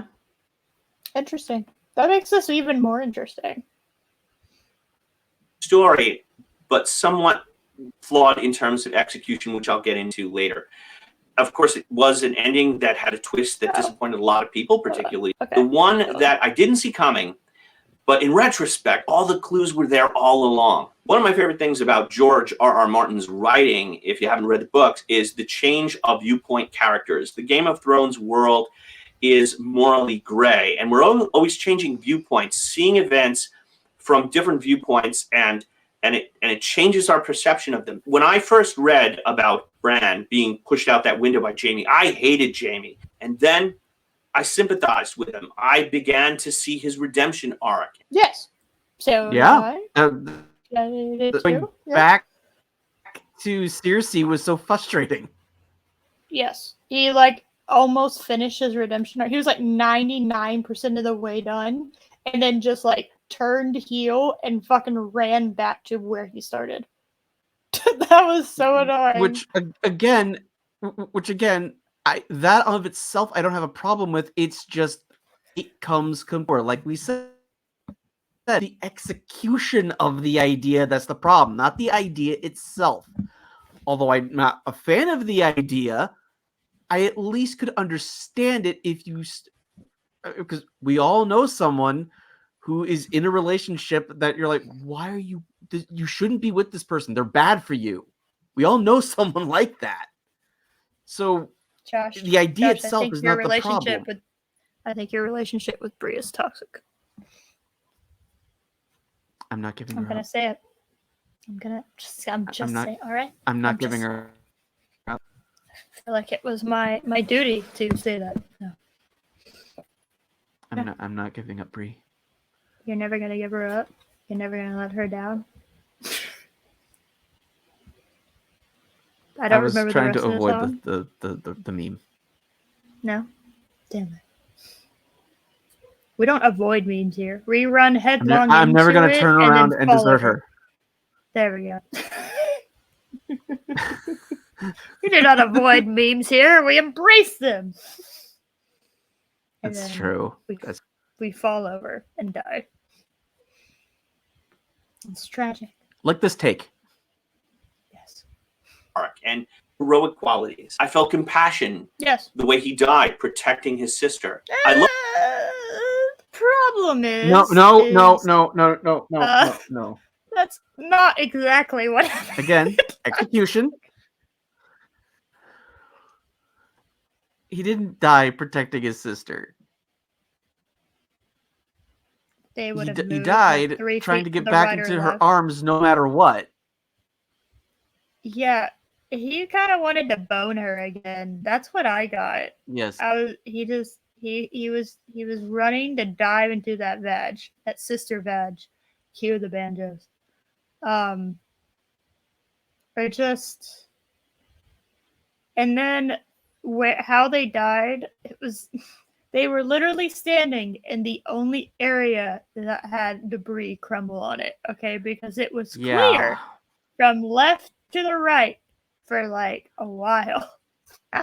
They literally died in the most inconvenient location. So Yeah. And again, like, I also remember Peter Dinklage's performance there was the thing that made that scene remotely touching. You know, seeing his brother and sister dead. But yeah, it's like it's so stupid. But the whole time you're just like, there's like no other debris anywhere around them. If they had just taken like 3 steps to the right, they would have been fine. Yeah. It was just like, oh, Tyrion, you've lost literally your whole ass family. You were the last of the Lannisters. Holy shit. Yeah. But dear fuck, why didn't they move 3 feet?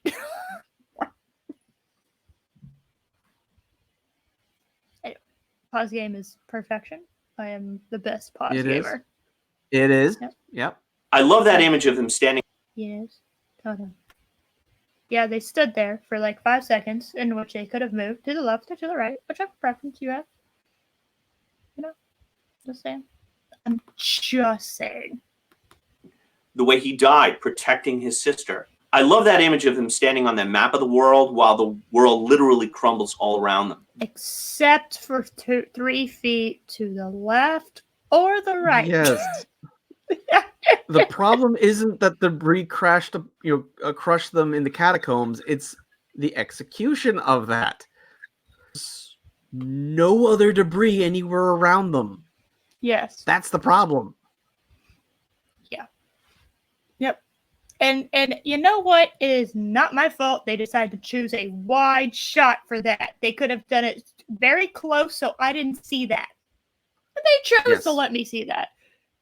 So now I'm like, okay, well, if this was unintentional, which I'm sure it was, okay, I now don't. The scene doesn't make me feel anything. I'm laughing at it.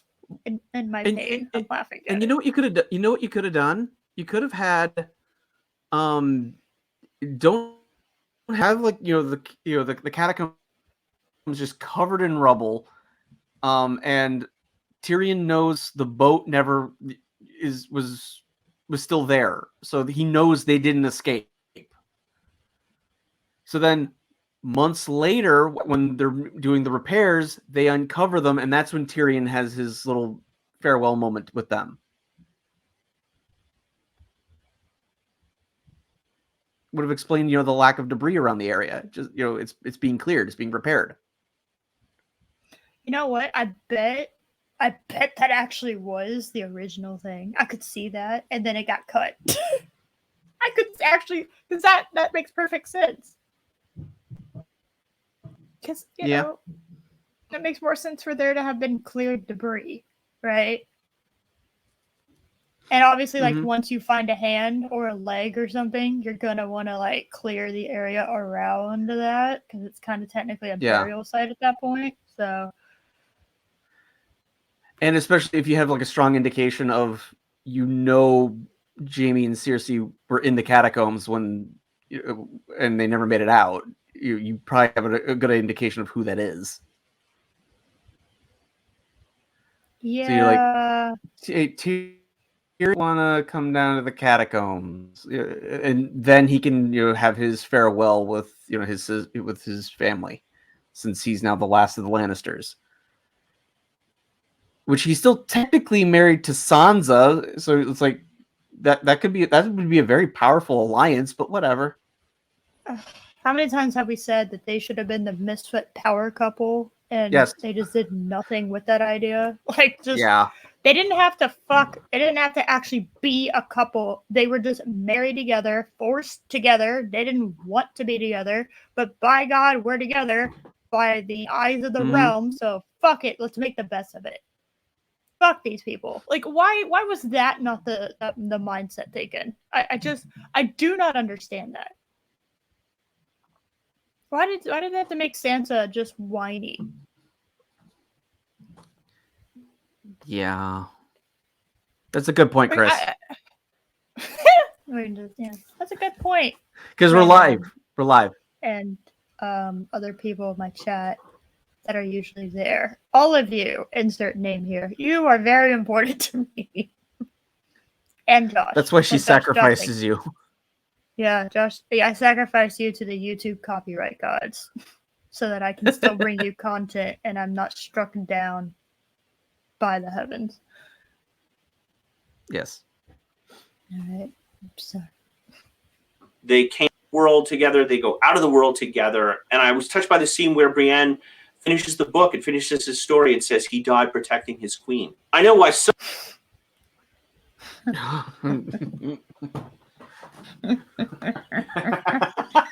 No, that's not what he was protecting. He was protecting his ex-baby mama / sister. Cue the banjos. Yeah. Play those banjos, Mark. Yes, I can't imitate a banjo. That's a banjo, right? That's not. Thank you. You took my tone deaf bullshit and you actually turned it into something halfway decent. Good job. That's why I knew there's a reason I kept Yay. it. We did it. I did some it. people wanted with Cersei's did death. It. Yes. Hold on. Sorry. I did. It's not pausing as quickly as I would like. God damn it. Pause game is perfection. Story and says he died protecting his queen. I know why some people were disappointed with Cersei's death, because it denies the audience catharsis. We really wanted to see someone stick a knife in her so she could get her comeuppance. But the way I saw it, it was... Okay. No. No, not a knife. Not necessarily. No, there was other deaths I had planned for her. No. Well, and there's also the fact that she did lose all of her children, so it's not like she, went through this entire story completely unscathed. No. Which I mean, because I would say for Cersei, the one thing she cares about more than herself are her children. Yeah, that's true. And she saw all of them die. Yeah, I'm not gonna lie. When the last one fucking that I will say it was cinematic genius. Just jumped out the window. I was shocked. Yes. The cinematic genius of just staring at the open window because I was like, wait, is this still playing? What the fuck's happening? And he just my dude just fucking walked out the window like he was me trying to play a game. Yep. Walking off the side of at the edge of the map. Just fucking not paying attention where I am, and I just there I went. All these platforms don't stay up. I have to keep moving. Ah, shit. Hold on.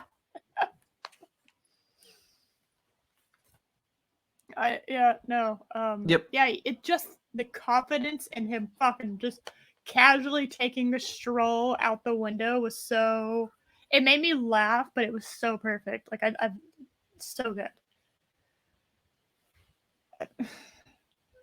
And I don't know. One of the few things they did right in the later seasons. I also that was like season the 7, scene. wasn't it? Yes, I like the Hellfire scene that happened too. Cersei just destroys like all her fucking enemies Yes. in one. That's so good. I was actually cheering for Cersei for the first time in the entire series. It was a very interesting experience. Yeah. I gotta say. So.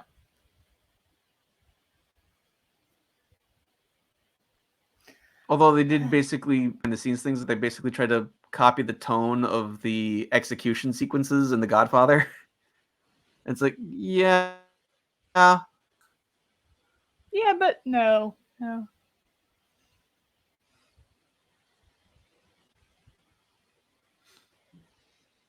I don't know what. It was a really miserable death. Her children are dead. Mhm. Her brothers have abandoned her. Everyone's abandoned her. She has nothing left except the city, and it's destroyed. The Iron Throne. But I but think was... but Jamie didn't abandon her. He went back for some stupid reason. Yeah, he didn't abandon her, and then she kind of abandoned him, I would actually say. That would be my take. I think she abandoned him, and he just... Because there was at one point he was like... I think it was in season 1 where he was like, "They're gonna come for me, and y'all are gonna regret this." Meow! And then, like, I don't think... Did anyone come for him?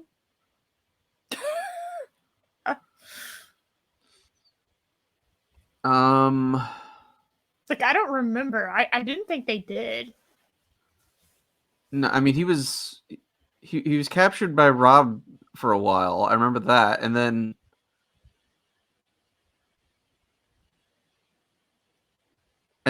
did Brienne rescue him? And then they got captured again, and that's when he lost his hand. It's been a while since I've watched it. He and Brienne were cellmates, quote unquote, together, and they were talking about raping her, I think, and then he like defended her or something. That's right. And then he got his hand chopped off. Remember? Because they were gonna send back parts of him to the Lannisters, because the Lannisters were so rich, they were holding him hostage, if I remember correctly. I remember things occasionally. That's right. That's right.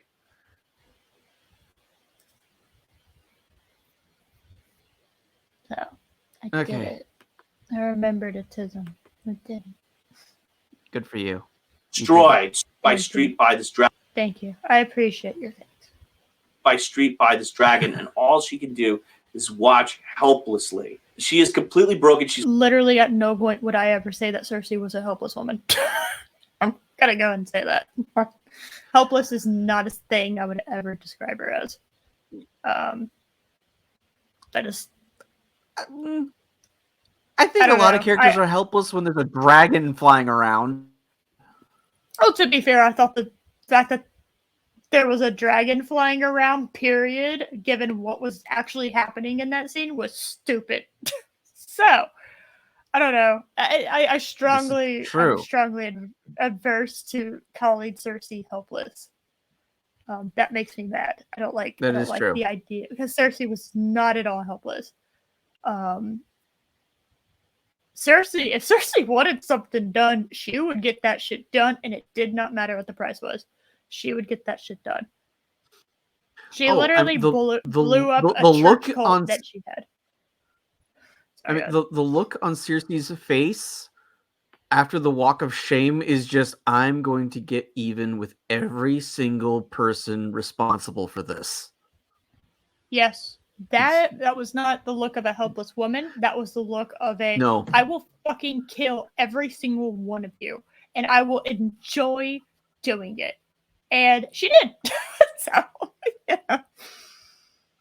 She killed every single one of those fucks. Okay. And by God, did she enjoy it? And I gotta be honest with you, so did I. That was some good shit, I gotta say. It was.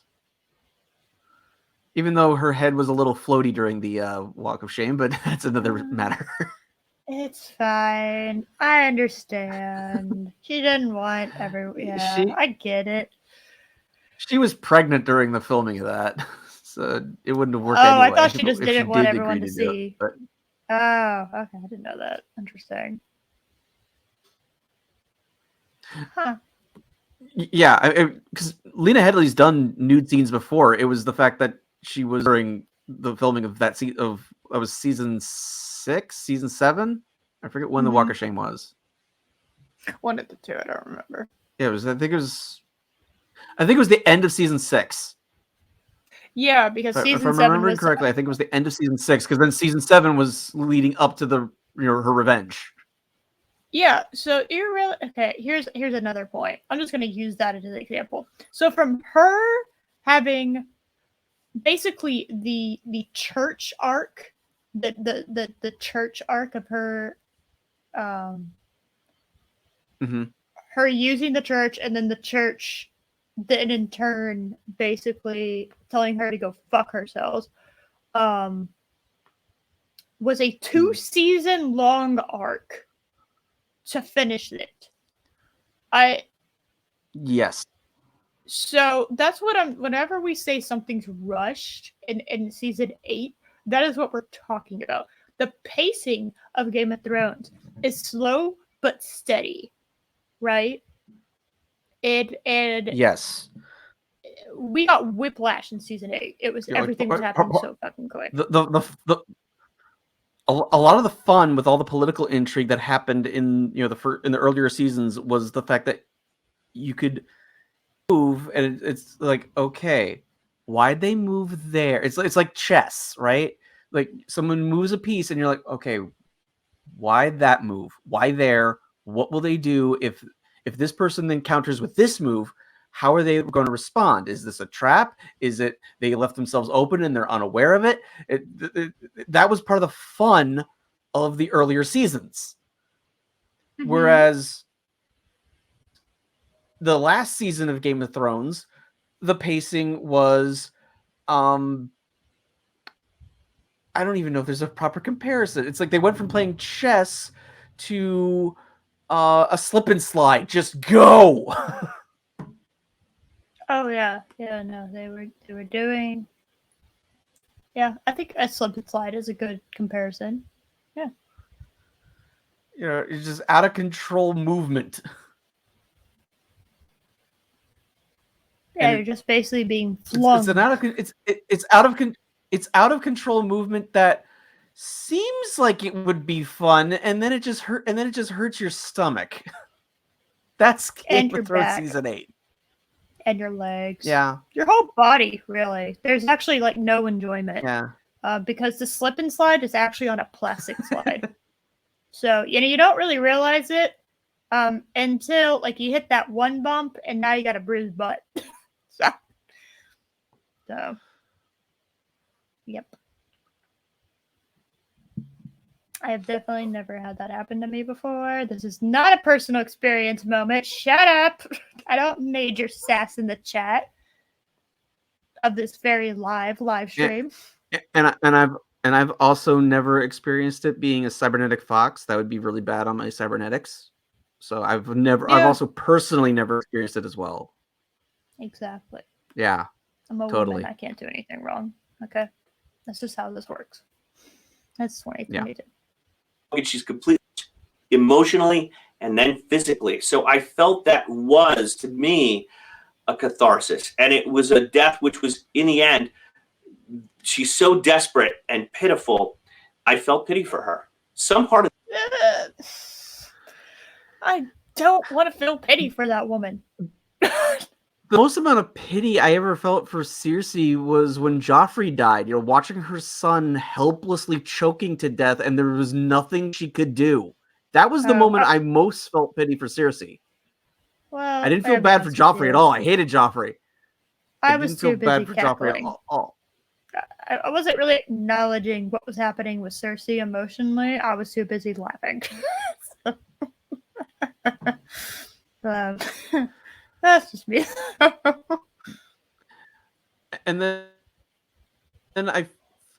it's one of those, in theory, I felt bad for Cersei also kind of during the Walk of Shame, just because of how horrible that experience. And the digital aspect of it, the fact that, part of me was also wondering, like, the model that actually did the walk, where her face isn't on screen. It's like, how would that feel? Like, hey, I'm in Game of Thrones.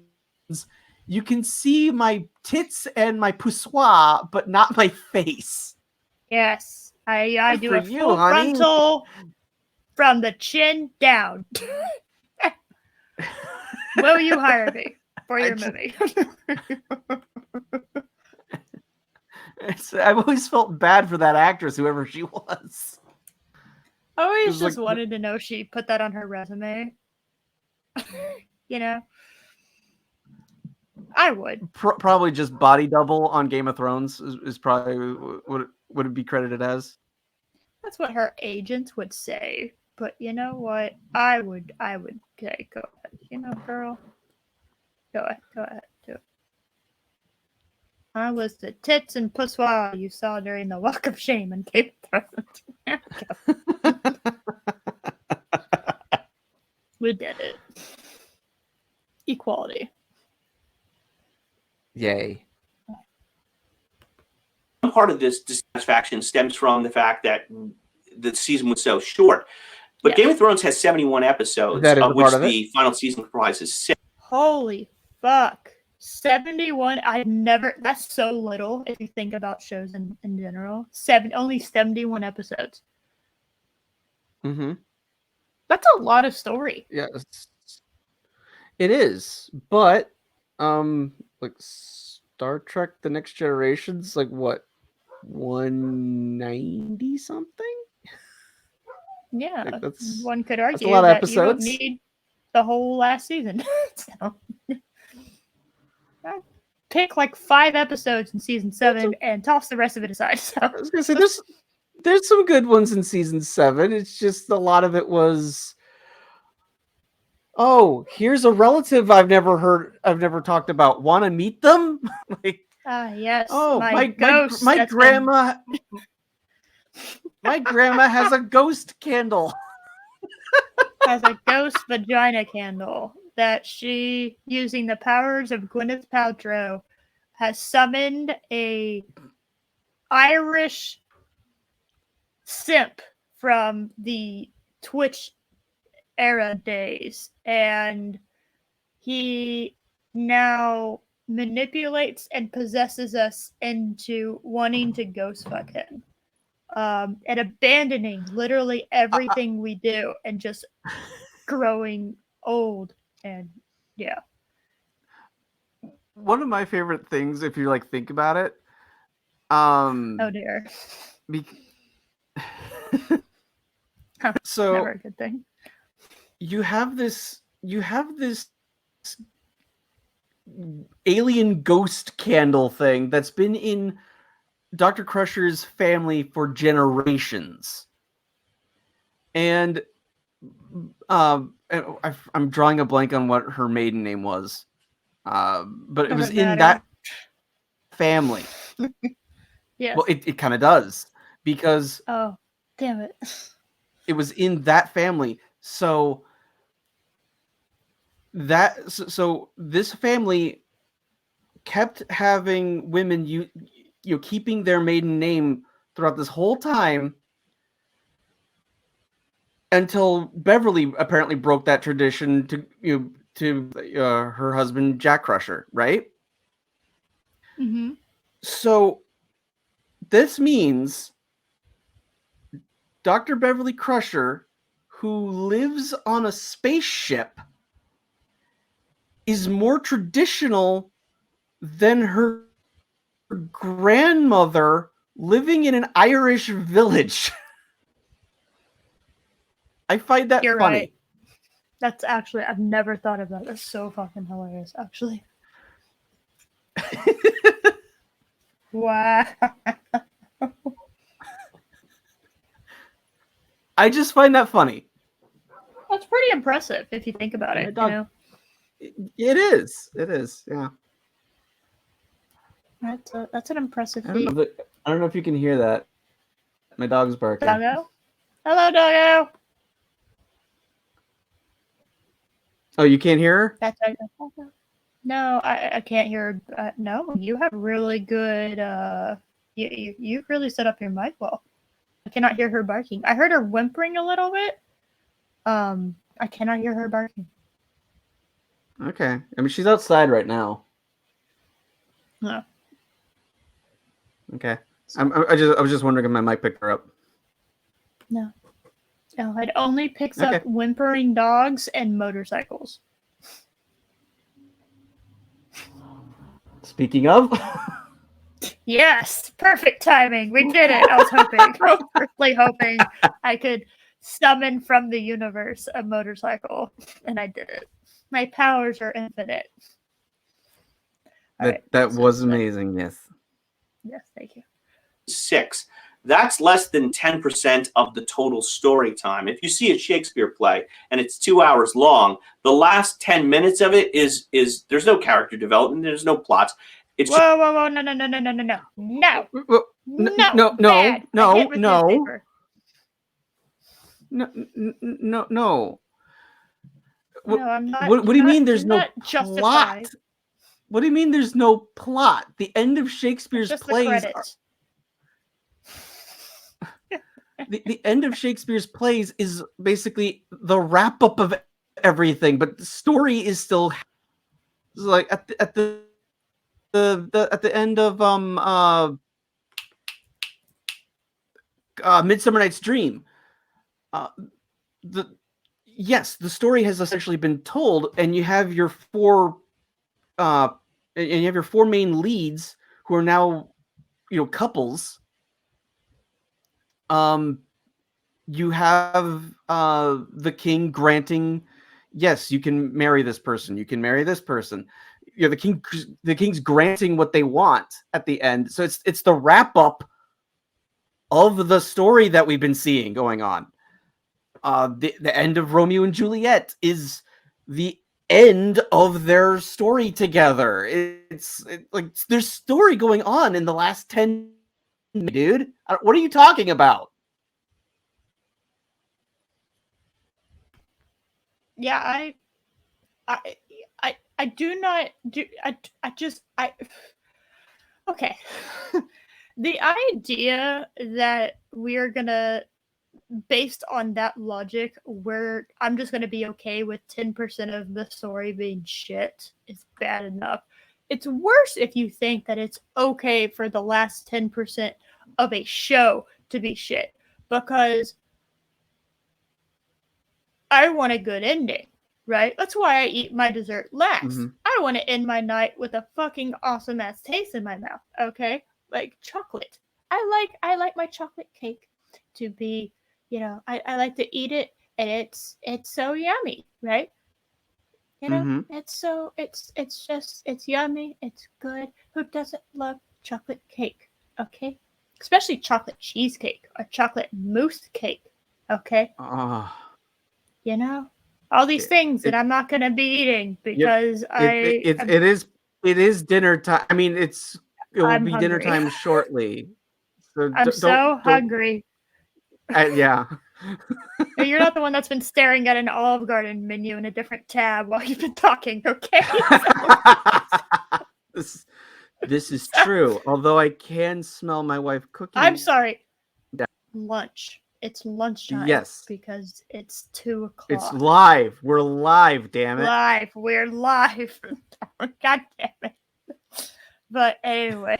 Yeah, so I just don't like the idea of me having a good breakfast, a good lunch, a good supper, and then ending with a shitty dessert. Okay? I don't like that idea. That's kind of what I feel like he's suggesting. That kind of makes me sad. Yeah. I want to savor the dessert. God damn it. Chris, don't clip okay anything that I just 10 said. Minutes to suck. Bad, Chris. No clipping. Yeah. I definitely didn't have to catch myself because I was a fucking idiot and just started rambling without thinking. Anyway. It's just all resolution. I just saw King Lear on Broadway with Game of Thrones actor Pedro Pascal, and 5 characters die in the last 10 minutes of the play. Now, with the big twist with Daenerys, I didn't predict it, but I should have seen. What? 5 characters die in the last 10 minutes of King Lear. Oh, yes, that is true. How is that not story? No. Character deaths are not story related. Oh. Okay.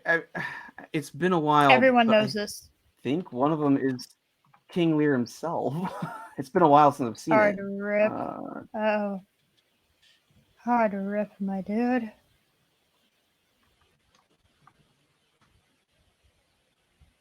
I'm looking this up now. I'm definitely still not staring at the olive grove. That's not what's happening. I don't know what you're talking about.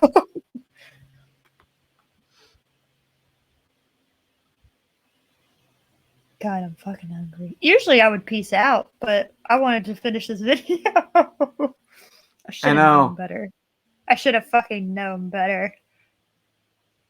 With this, God, the short ones are sometimes the worst. As far as our pause game goes.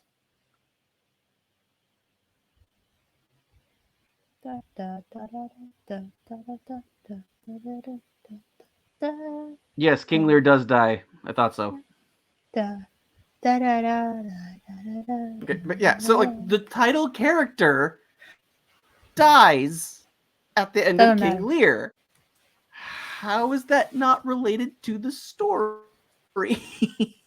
Does not make any difference. That's all resolution. It's fine. It's fine. Doesn't matter. No plot. Well, the resolution to a story is still part of the story. No. Right? Oh. No. Ignore the storyline little arc thing that everyone got taught in like elementary school, okay? Where it says, you know, you have your exposition, your rising actions, your climax, your falling actions, resolution. It does not exist. There are only 4 things. Oh. No. Okay. Not allowed. Just seen it clues were not allowed. That is right. All there. She says, "When my dragons are grown, we will take back what was stolen from me." That is not what no. Yeah, she took it back by absolutely fucking destroying it.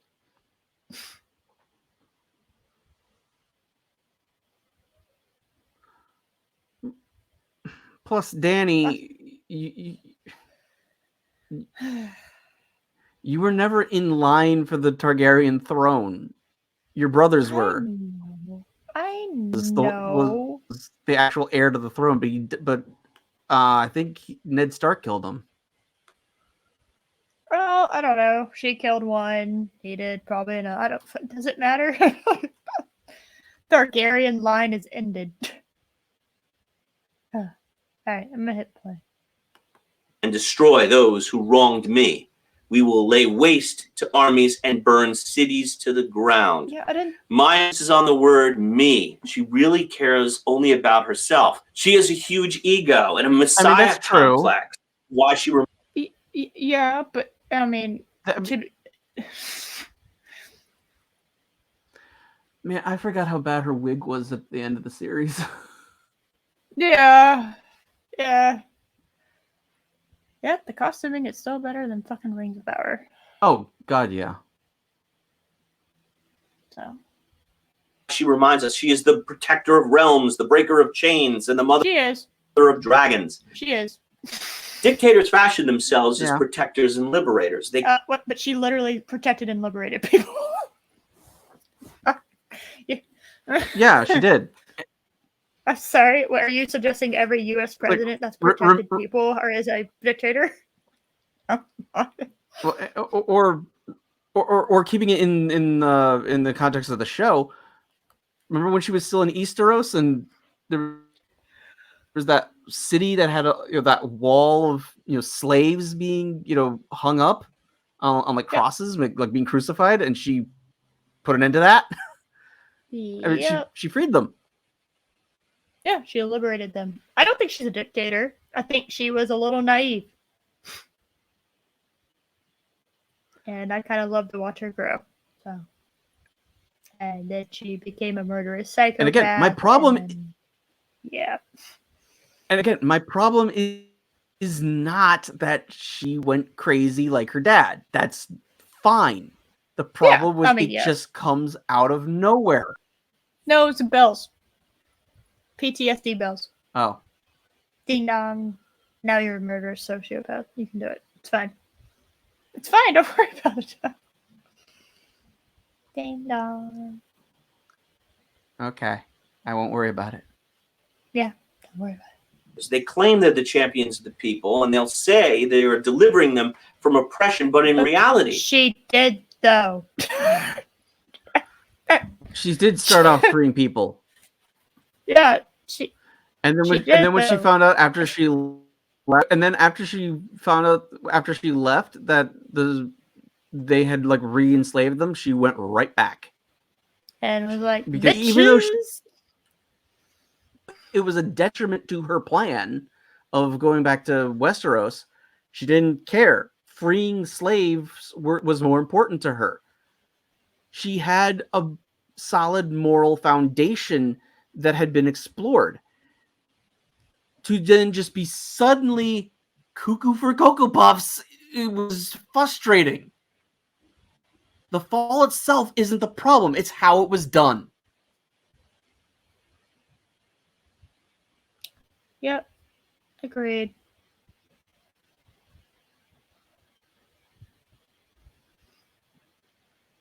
What? I didn't get distracted again. Daenerys is an autocrat, a fascist, and a sociopath. So she's a. Now she is. She was not until what was it, episode 4 or 5? Season episode 8. 5. I mean, the show was broken after The Long Night. That's the one that fundamentally ruined the show. Yes, it completely broke it. Episode the bells. Yes, it was episode 5 because the fucking bells. Ding dong. Yeah. Ding dong, the witch is dead, wicked witch. Oh wait, hold on. Oh wait, no. You don't want another copyright issue, do you? Yeah, I don't. Yeah. Yeah, she's kind of has fascist-like tendencies, and she's definitely a sociopath. After she destroyed the city, but all the way up until she did that, I didn't think she was any of those things. And I don't see how anyone could have called that. Because it was literally on a fucking dime her entire character changed. Yeah. So. Sociopaths see themselves as the ultimate arbiters of morality. She crucifies people. She burns people alive. She buries their heads. But those people deserved it. Okay? There's a difference. There was a difference. Because who doesn't fucking love this scene where she comes in riding on a dragon, screaming Dracarys, and it just burns the whole fuck. Who doesn't love that scene? Everyone loves that scene. Okay, like just it's so good. Everyone loves it. You're talking about people who have wronged her, and she has a reason to destroy, versus the people who literally civilians, innocent civilians, and surrendered soldiers. Yeah, surrendered soldiers. Sam's family, remember that? No, neither does anybody else. It's fine. Oh, I thought I remembered. Okay. Not important.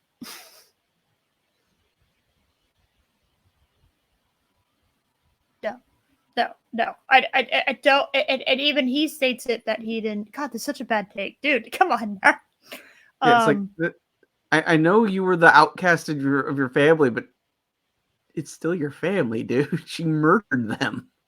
They had surrendered. Exactly. Actually, no. I don't think they were willing to surrender. But what? Like it was everything was lost. Like you didn't need to execute them. No, like, I thought they were lost. Basically, they forfeit by default. They were surrendering soldiers. Some of them were surrendering, some of them were not, because everything was up in fucking chaos. And instead of taking it like that, as a gracious ruler that we had known her to be would have done, she decided, I'm going to absolute genocide everything and nuke this whole place with my fucking dragon. Because she heard bells. Because of fucking ding dong. Ding dong, dee dee ding dong. That would have been funny if the bells would have done the fucking Game of Thrones theme.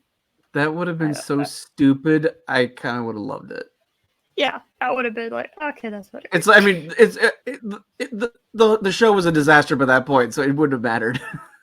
No, but it's been one of those things like, okay, that was cool, lame, cringe, I don't know, and laughing. Is her handmaiden alive? Yes. Speaking of, I just want to mention this real quick.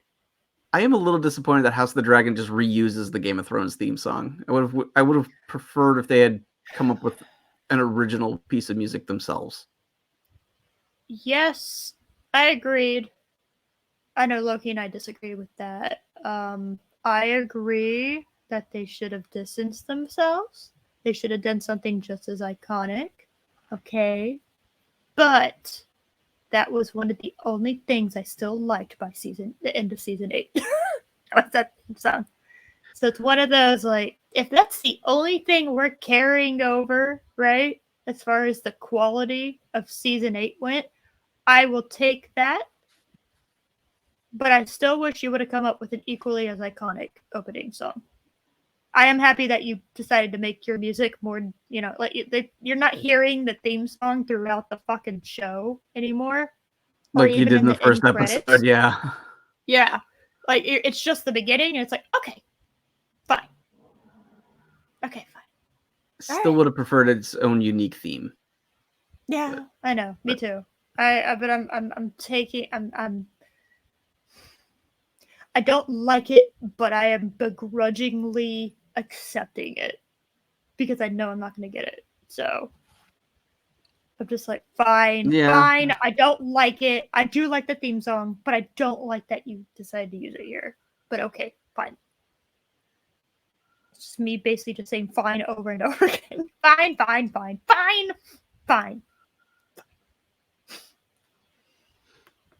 Alive. She embraces the Targaryen motto of fire and blood. She burns the Tarleys alive without the benefit of a trial or representation. She is judge, jury, and executioner. No trial by combat. Them versus the dragon. That's one way to look at it. Go, bitch. Try it. 3, 2, 1. Dracarys. Move. But the guy's making a point that this is sexism. Like, yes, she does do this cruel thing. It wasn't set up properly before this moment, though. That's the issue. No, I think everyone at this moment was like, wait a second, what? What? What the fuck? Danny, that's not cool. Well, I mean, it's literally not cool. It's quite hot, actually. Literally on fire. It's so not cool. It's literally lit because I'm hip and cool with the kids. No? Word. Oh. She justifies it to Tyrion by saying they chose this, as if she was giving them a choice. But that's just not taking responsibility for her actions. No, I agree. She did have a choice. She chose to burn them. Yeah. Yes, she frees slaves. But look, the Bolsheviks, Mao, Stalin, Che Guevara, Fidel Castro, and every other tyrant fashioned themselves as the breakers of chains. Okay, yes, but did Fidel Castro and Mao free people on their way to becoming a fascist dictator? I mean, Fidel Castro did lead a revolution. That part's true. Yeah, because he wanted power. But many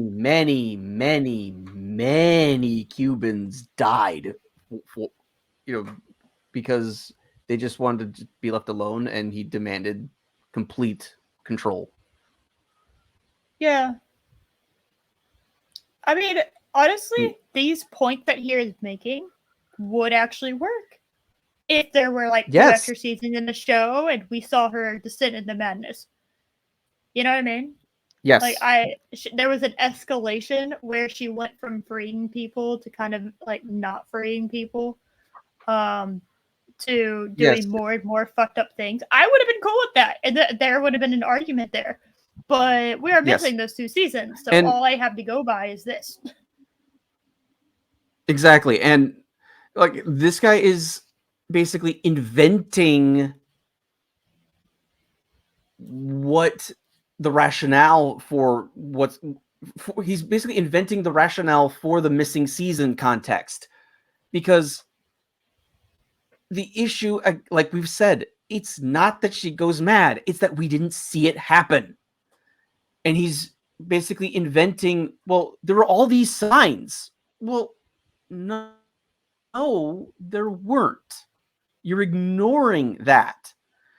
You're taking the final image of Danny and comparing it to, all these horror, and saying, see, it's she lines up perfectly with them. Yes, but you're ignoring how she got there. That's the problem.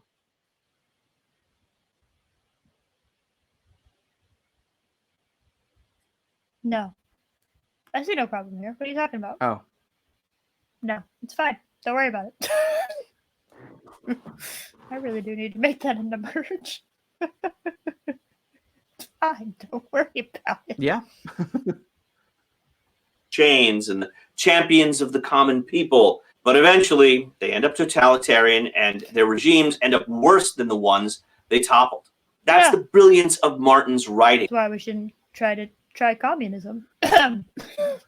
What? Why are you trying to say that's the brilliance of Martin's writing? Martin was not involved in season 8. It's funny. I didn't even catch that. Yeah, I didn't think Martin was involved with season 8. Yeah, that was D&D.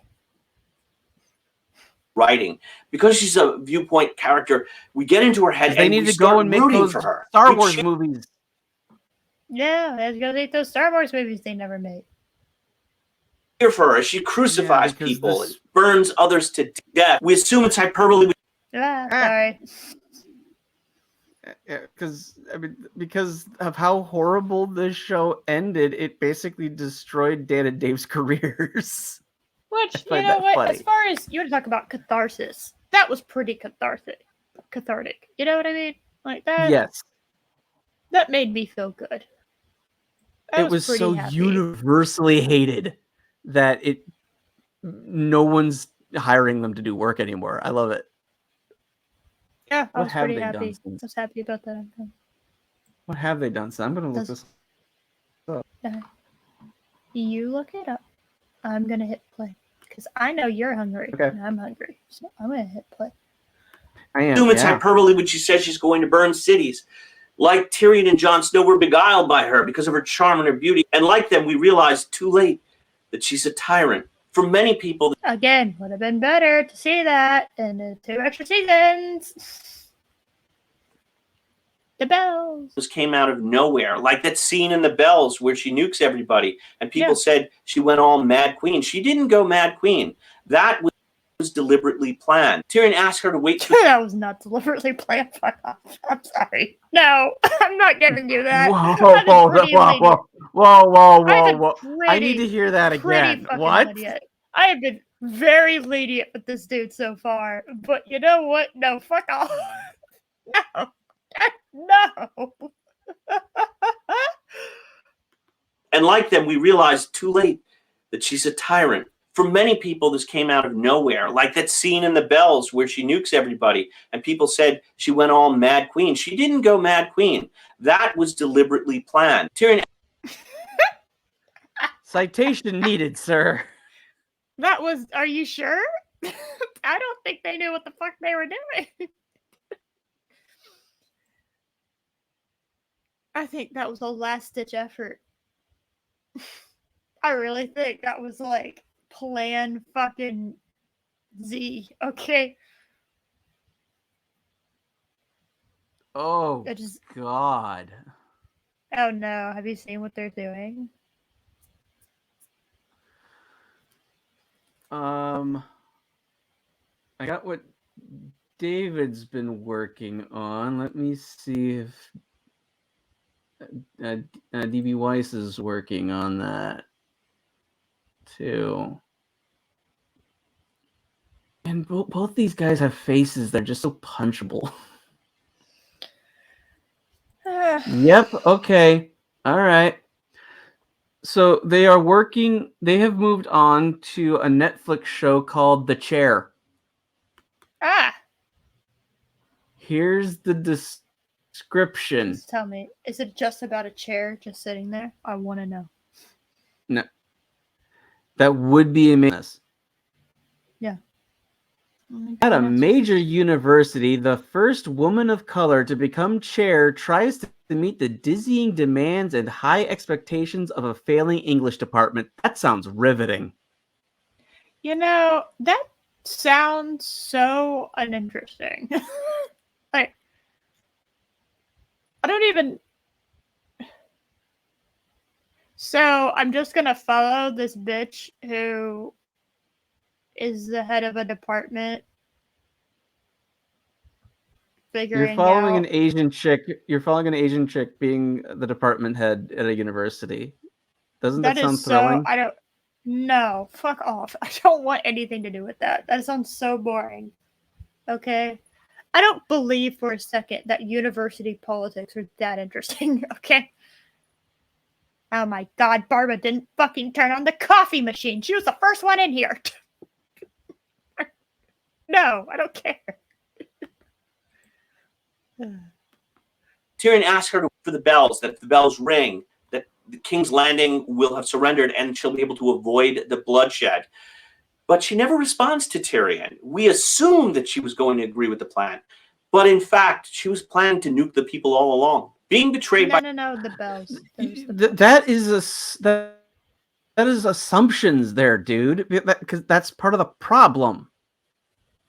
We don't know. That's actually part of the issue. We're not... Yes. Like, she has Tyrion, who's trying to serve, as, and we're not getting to hear their counsel. Thus, we don't know what the plan is. So that is an assumption on your part, because as you pointed out, we don't know what they said. That's part of the problem. Yeah.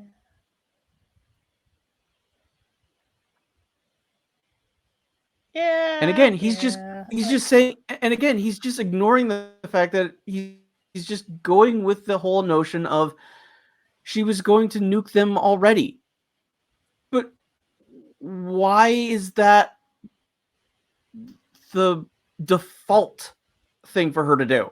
Because that's the part that doesn't match up with her previously established character.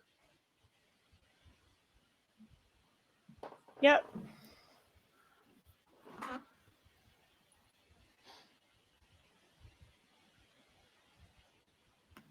No, it's fine. Don't worry about it. Oh. Yeah. Don't worry about it. It's fine, Josh. Don't worry about it. Betrayed by Varys and Jon did not push her over the edge. It merely... Okay. Yeah. Are you cool now? You fine? Yeah. Yeah. Are you worrying about it? Because you're not supposed to. Knew at that Winterfell celebration that she couldn't rule through love like Jon could. She could only rule through fear. This is... What?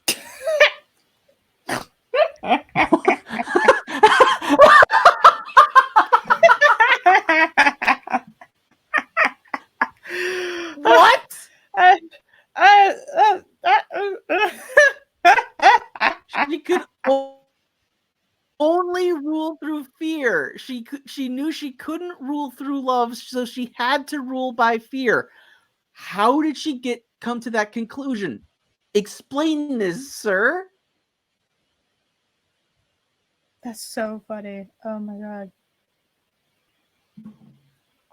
I don't even know what to do with that, honestly. To be real with you. I don't know what to do with that. Good point, Chad. Yes. 10 out of 10 response chat. This is reflected in the imagery where she's gone from wearing white gowns symbolizing her innocence to full black leather dominatrix wear with back devil wings. Okay, but her colors are red and black. That is the family sigil, and she didn't actually have those wings. Those belong on the dragon. They're not hers. No, they're hers. You know that, right? No. Oh. No, those are hers.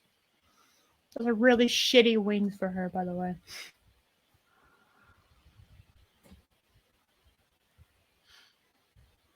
God, I don't even remember this scene.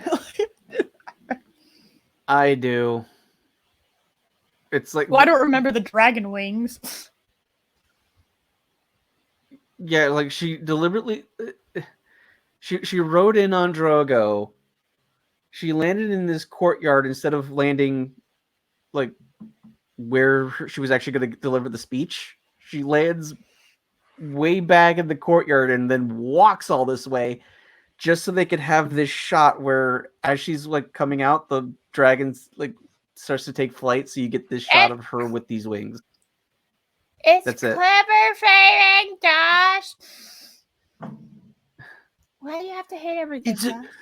It's so cool looking. What's the problem? It looks stupid. I gotta say it. It's a big dumb. So Jon had no choice but to kill her. It's Martin's answer to everyone who expected a happy ending. No, I did not want a happy ending between those two, because the second I found out that they were related, I was like, yeah, no. Yeah, where she's boning her nephew. Yeah, I didn't really appreciate that. Yeah, I'm not down with the incest. I kind of didn't want them to hook up at all. Be real with you. Yeah. I really didn't like that. Because I really wasn't into Jon Snow, like, as a character at that point either. So it was even doubly kind of like, I just not appreciate McQueen. It's like what happened to the strong? What happened to the strong leader that we saw grow up? To just suddenly be this simp. Yeah, he's so pathetic at this point. I just didn't care about his character. Yeah. But I definitely didn't like the fact that, oh, look, it was just a bizarre thing. Okay. Look, they're secretly incesting right now. Oh. Well, this just made everything weird. Okay, I don't know why secret incest needed to happen. And in fairness, they don't know that, but still. I know. The audience does. Secret. I mean, I didn't appreciate Jaime and Cersei being outward, yeah. I'm just not a fan of incest, okay? Color me weird. Oh my goodness, that's so toxic. Maybe this is love is love, Eris. Yeah, I'm not a big incest person. Not a fan. Yeah. All right, you and your fucking you people who ship the Winchester brothers from Supernatural can also go fuck yourself. That is messed up. Yeah. Please tell me you've heard was it incest? Oh, I know that. Wincest? It's Wincest. Yeah. That's what the fucking ship name is called. That's Wincest. Just. Game of Thrones heroic fantasy. It was always a tragedy, and it needs to have a tragic ending. And Jon knifing Daenerys, it's operatic, and it's the only ending that could have occurred. I laughed at this scene. I'm gonna laugh with you. I literally I just started cracking up. I was so past my point. My ability to give a shit was way out the window at this point, and I just started laughing. Mm-hmm. Just laughing. I was one of those people that I had done my damnedest to avoid spoilers at all costs. Same. And then the long night happened, and I no longer cared. Oh no, I was trying so the hard. Reddit leaks. You know, I just, holy shit, man. It's so funny. It was so fucking hilarious. I just look. She was so close to the Iron Throne, then McQueen stabbed.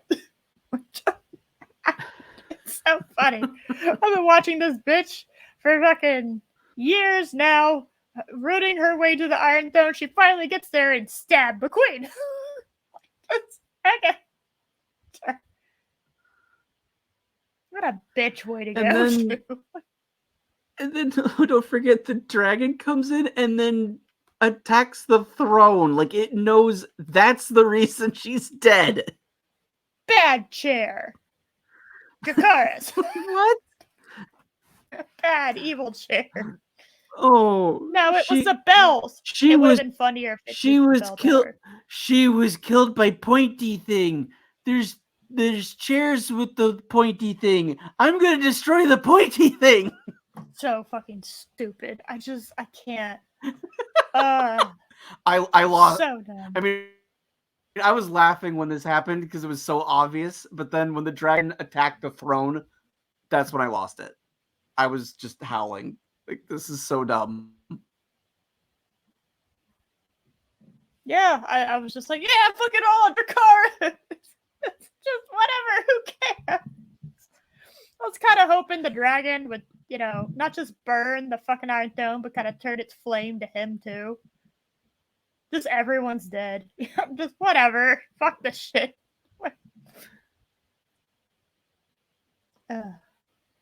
God, I can't believe House of Dragon actually is good. It's only 3 episodes, I know. So let's hold off on that. I said it's good right now. I don't have anything else to go off of, though. So I can say it's good because there's only 3 episodes out. I mean, how else am I supposed to describe that? That's true. Yeah.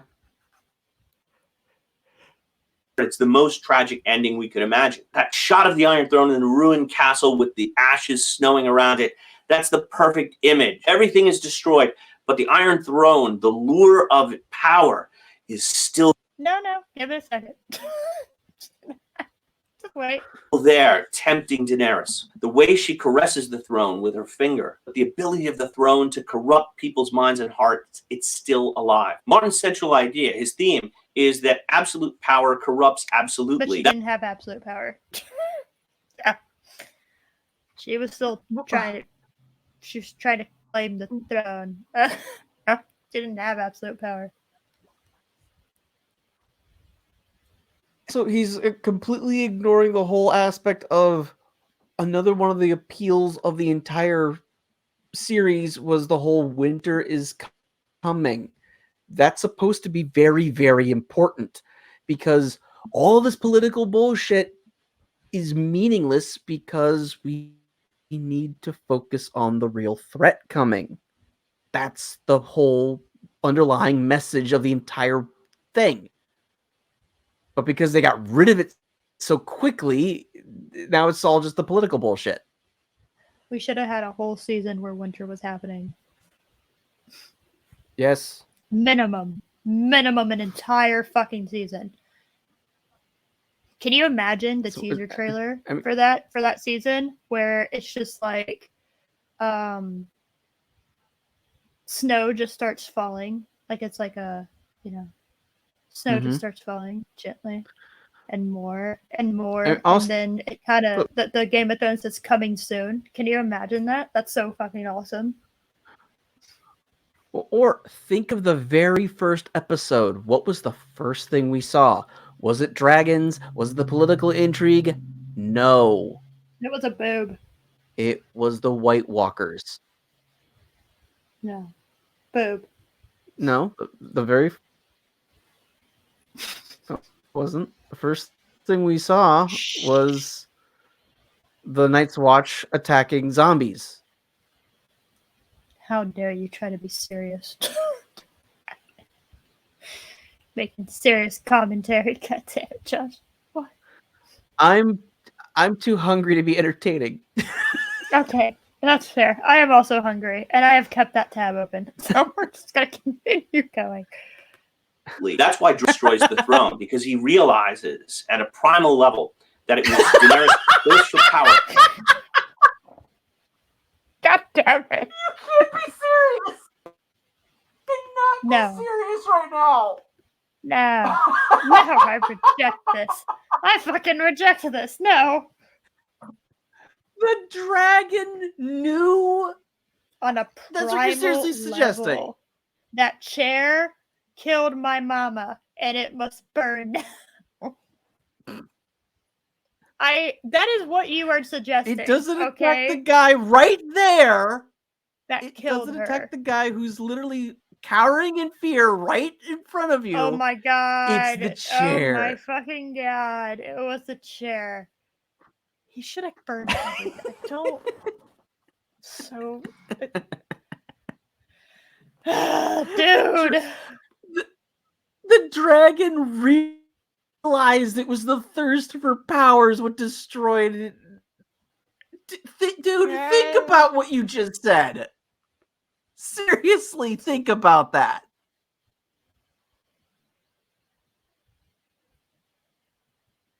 Yep. No, it's fine. Don't worry about it.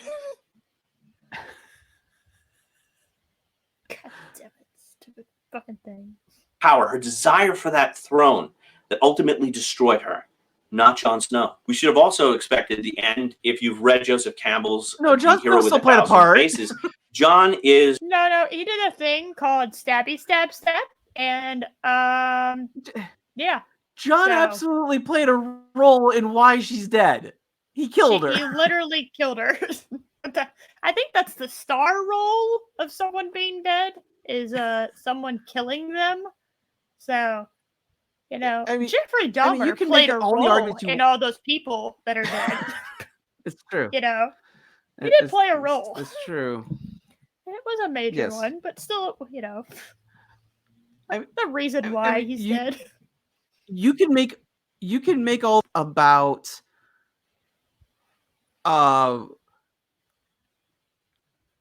Dany's thirst for power is ultimately what led to her end. You can make all those arguments you want, because and there's absolutely a point to those. But to say Jon didn't kill her is stupid. He did. He is literally responsible for her being dead right now. He killed her. How could you suggest otherwise? Yeah. In monomyth character, right? He has the hero's journey. Martin is a big fan of saying he wanted to smash the Campbellian monomyth, and he kind of does that with killing Ned early on in book 1. But Jon is definitely following the hero's journey. He goes on a journey. He meets a mentor, Mormont, who gives him the sword, a boon, Valyrian steel. He crosses the threshold when he leaves the wall and goes beyond it and encounters the wildlings. He goes on a road of trials. He's killed. He's resurrected. He eventually triumphs. Which, keep in mind, in the books, Jon Snow's still bleeding out. He'll be bleeding out for eternity. Yeah. Yeah. We don't know if he'll get resurrected in the books or not now. We don't even know if he'll die in the books. We don't. Yeah, he is is Schrodinger's Jon Snow. He is both alive and dead. So, whatever, I guess. Yeah.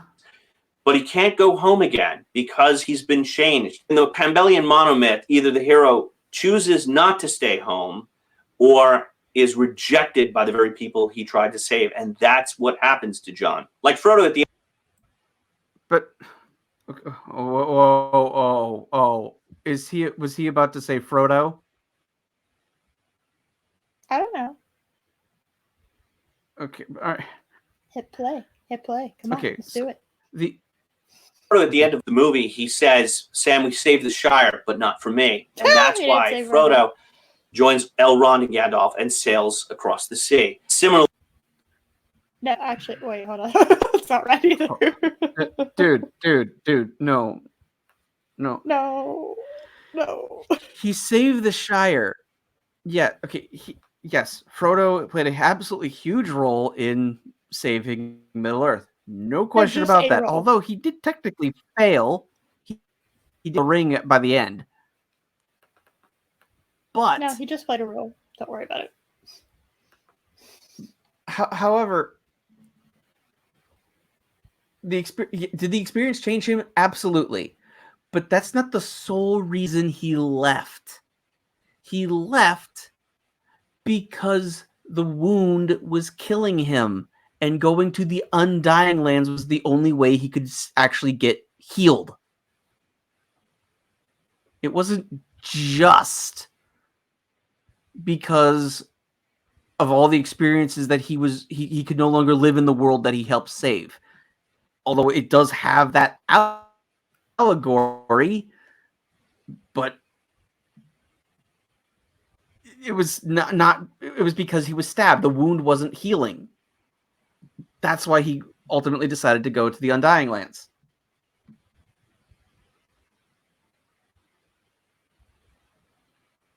It's not the same thing with Jon Snow, who gets exiled to an area that is no longer part of the realm, so the king has no authority.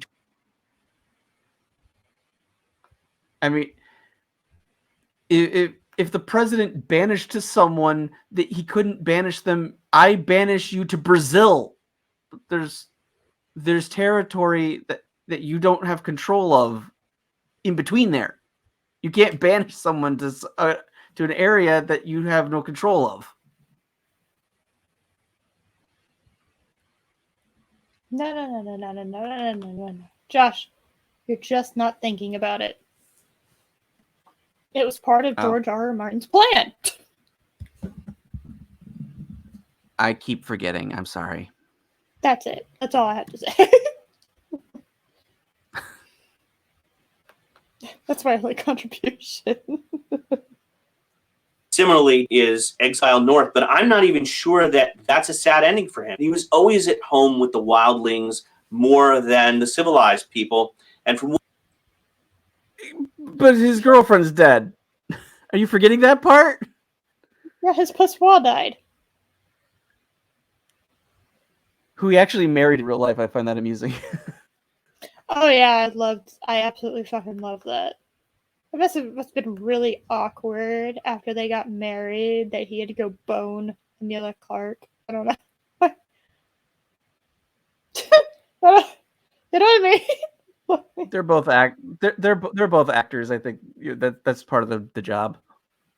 I know, but still, I'm just saying. From like one woman to another, she was just like, uh huh. I still think it would have been awkward for John, the guy that played John. Was it John? What's his name in real life? IRL? Kit Harington. Kit Harington, right? I think it would have been awkward for him too. Just yeah. So I don't know. Yeah. I just think sex scenes in general are fucking awkward as shit. So I mean, I've never been in a sex scene, but yeah. it's like I think they're awkward as a viewer. I can't imagine actually doing one. So all right, we're so close. And from what he's seen of all the carnage, I don't think he ever wanted to be king. Moreover, It's not a. Oh my god, it's not about what he wanted at that point, though. He should have accepted the throne for the good of the realm. He had the strongest claim because everyone else was dead. Yeah, I mean that is a way to make a strong point. All my other competition is dead. King me. You know? Plus, he was already the king of the North, and that just gets completely forgotten. Oh yeah. Because I mean, they did the whole they did the whole reluctant leadership thing when he assumed that role of being king of the North. So, because the North would not be opposed to Jon assuming, the throne of the entire realm. They wouldn't be opposed to that. Then Sansa just becomes ruler of the North, just forgotten for some reason. That's fine. Don't worry about it. He knows only by stepping down and breaking that cycle that will really break the wheel. If Jon and Dany had a happy ending and they had a bunch of children, this blood feud. No. No one was expecting that to be the case. That Jon and Dany would have a happy ending together. No one was expecting that. Literally nobody. The second I saw it, I was just like, uh-oh. Oh, dear. Yeah. And there'd be no reason if we ended it there, right where it began with the Targaryen on the throne, then the cycle would just repeat itself. For it really to be meaningful and impactful, it had to end that way with the cycle being broken. And Jon Snow. No one's denying that part. No one is denying that part. But most people don't know about Jon being a Targaryen. Most people knew about him being Ned Stark's bastard, and he was the king of the. Yeah. So, for the good of the realm, he should have accepted the role. I agree. 1000%. I having Bran be a leader like that in that era, right?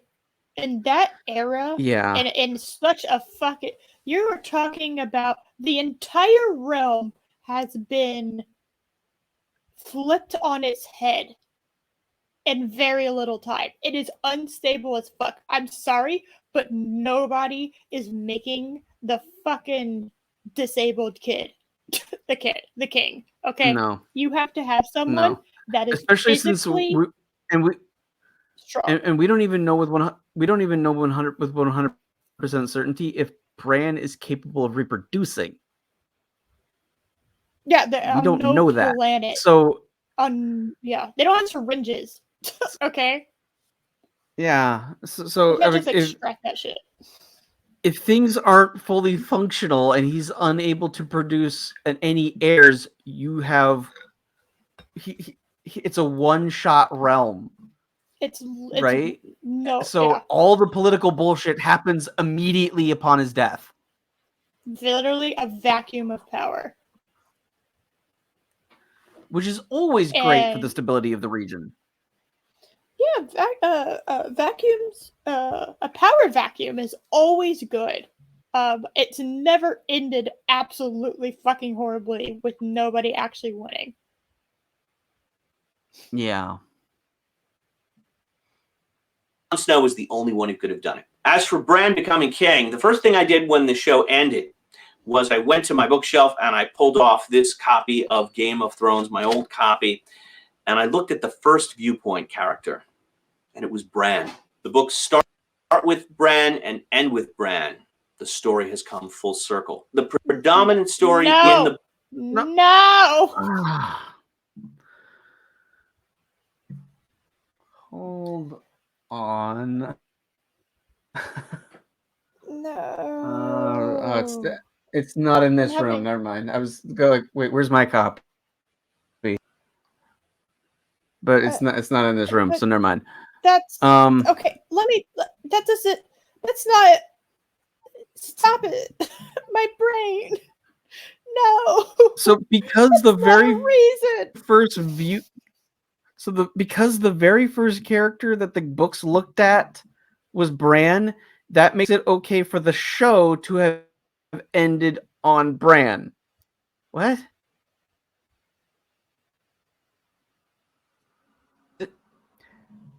He's not seeing like all the legitimate reasons why it makes no sense for Bran to be the king. Now, because he has apparently some psychic and some like seeing the future abilities, make him an advisor. Absolutely. That makes total sense to me. But the king, when you don't even know if he can produce an heir, that's a huge, huge problem. The fact that they appoint a king, and then immediately the North wants to maintain its independence, even though one of their own clan is on the throne. Therefore, they know their interests will be tended to.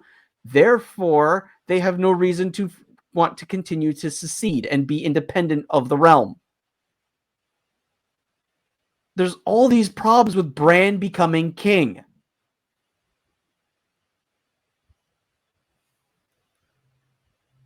It makes absolutely no fucking sense. It really doesn't. But he's the first character mentioned in the books.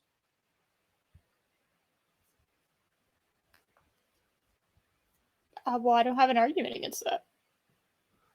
Because it's stupid. Like, okay. This is literally but this is the show. I just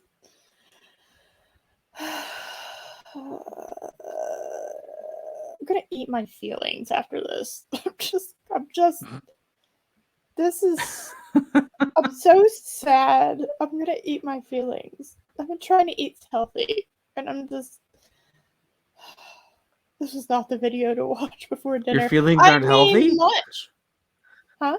What? Right. Yeah, this is not the time. This is not it. Right. What'd you ask? I asked, your feelings aren't healthy? Not when I have to eat them.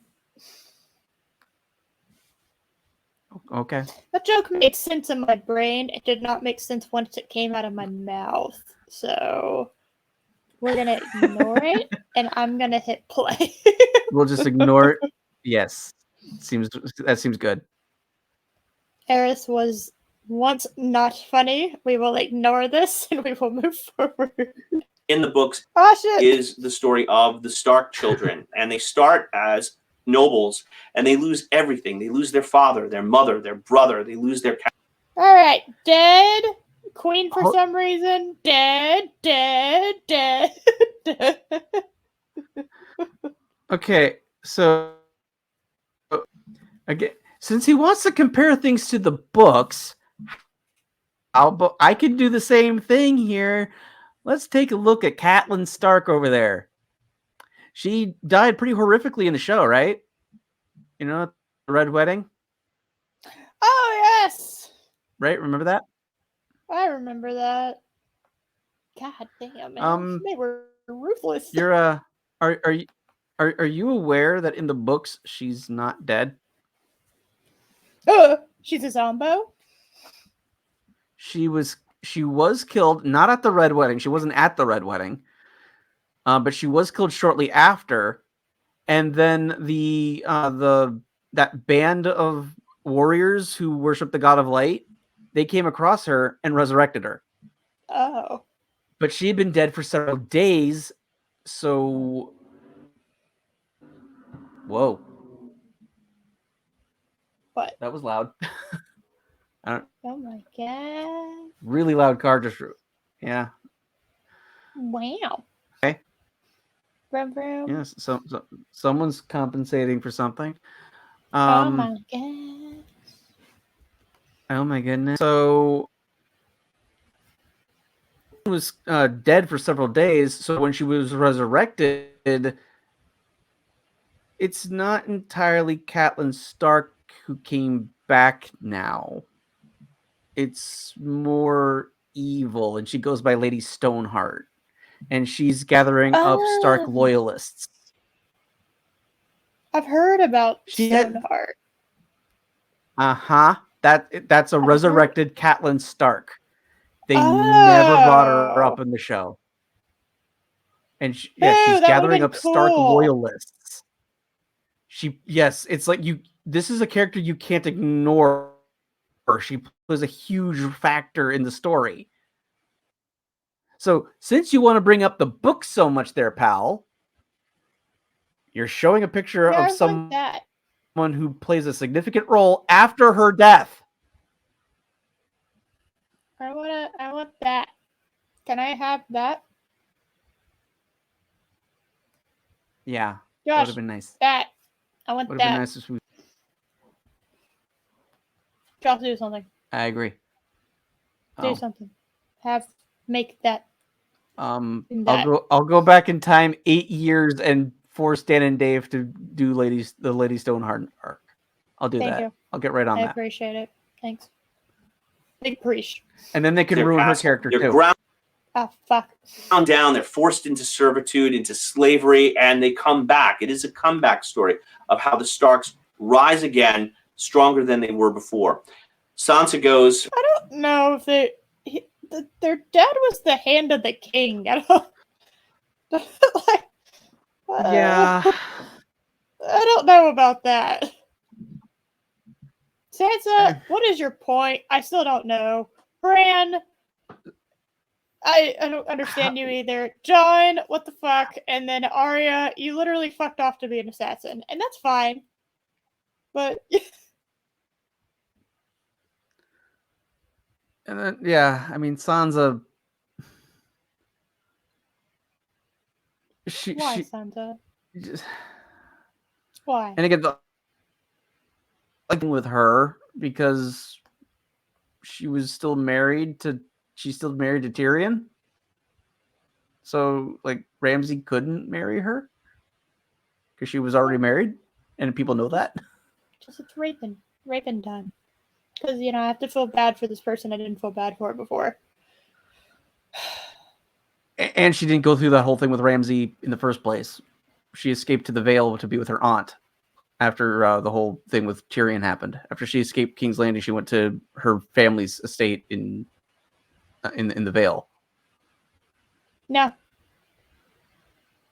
Yeah, the whole thing with Ramsay, he captured one of the Starks' serving girls and has her posing as Arya, since no one knows what happened to the real Arya. I do. Well, Assassin. I meant in universe. Stab. No. I do. I am in the universe. Da da da da da da. Can you tell that my I wouldn't want to be in this universe. No. But I don't know. I think I could be good. Look at me. Little Fez Cat with horns? I don't know. I feel like I would be okay. That's fair. Yeah. I just the power of the Fez. I wouldn't mind visiting, but I wouldn't want to live there.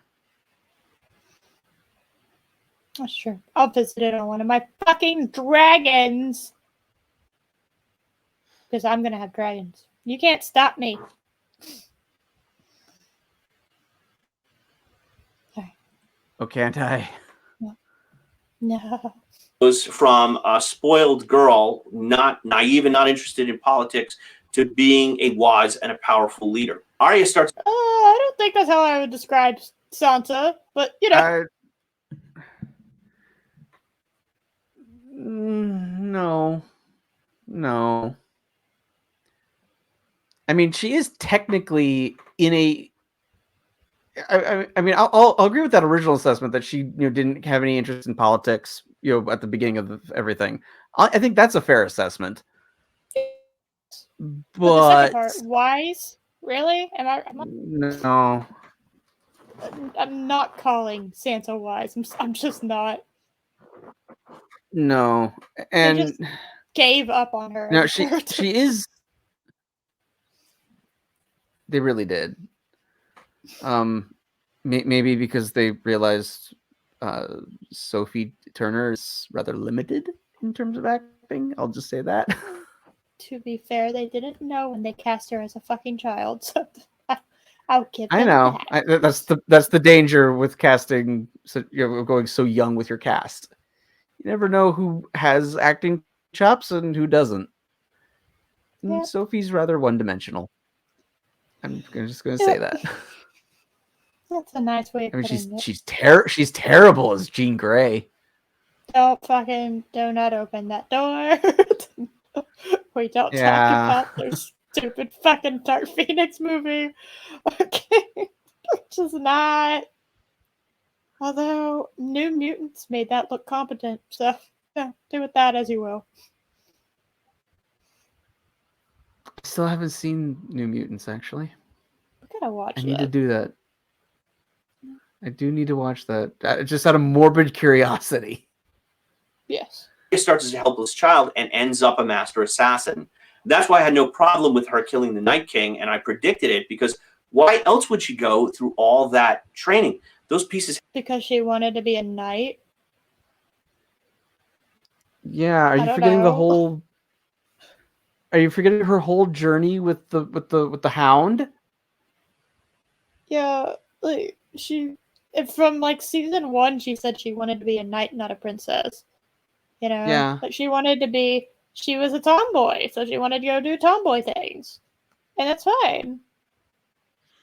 Mhm. Like at no point was I sitting Okay, there being like, yeah, Arya's gonna kill the Night King. I don't know how you called that, but I don't think anyone else did. I'll be honest with you. Because again, the Night King's not a character in the books. Which, if you want to keep mentioning the books, there, pal, you have to acknowledge there is no Night. He goes to study to be an assassin. Also, just as a fun fact, George R. R. Martin, as far as everyone is aware of currently, right, due to the current lore, George R. R. Martin had absolutely nothing to do with season 8. Apparently. No. And the fact that he said that, I mean, as far as I I can tell, know. it's like he basically had nothing to do with from a little to do with season 6, but then it had practically nothing to do with seasons 7 and 8. Yeah. And so, yeah. Just...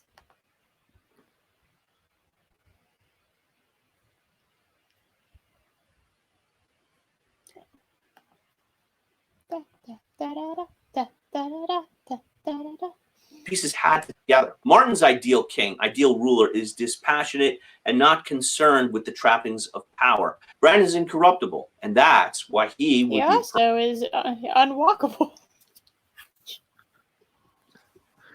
But you're ignoring the problems with Bran being named king. Yeah. The fact that someone can literally turn his chair over and he's not, he can't do anything. I don't know. Yeah. Because guns haven't been invented yet, and he's not a swordsman. So, he's what I would have called as an advisor. You know, I don't think I'd made him king. I'd have no issues with him being an advisor to the king, but to be actually ascend to the throne, no. There's so many problems with Bran being named king. Yeah, I'm sorry. Realistically, it makes absolutely no sense. It makes almost some sense now, right? Because of our technology, right? Our technological advances. But back in the medieval Europe times, where this is supposed to be like the fantasy version of, on no planet are they electing someone fantasy like this. This is not happening. He is not. No, we don't know. He is paralyzed from the waist down. We don't know if his stick works. We don't know if he can produce heirs. He's not a swordsman. He's not strong and physically imposing like a king. Who there was just a very violent coup that ended with the city being destroyed. Okay, and both the current queen, the prince, the person running the coup all fucking dying in the matter of days after a giant day, and days before that there was a giant fucking ice snow zombie army that was marching upon the footsteps of Westeros. And you're telling me this is who they're nominating? Really? Are you serious? No! On no planet is that happening. Fuck off! No! That is not happening. And that's just me from like just what I know now, I don't think even if his legs did work, I don't think Bran's a good king either. Okay, he is an advisor. He's your fucking intelligence. He's your CIA. Okay, because of his fucking his superhuman abilities. All right. This is not someone you want on your fucking throne. This is just, it's so fucking stupid. No. It's like giving an elf mage a sword and a shield. Oh, wait.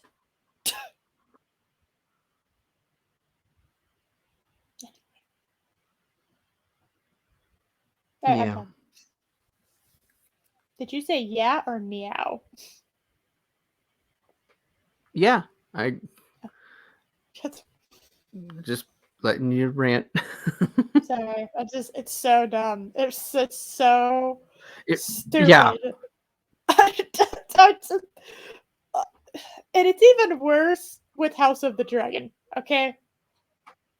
It is. House of the Dragon makes season 8 worse. I'll go ahead and say it. It does. Yes, it does. Anyway. Stupid fucking. Be the perfect kid. For those who say if Bran knew the future, then he had to know that Daenerys was going to commit mass genocide. Oh shit! I haven't thought about that.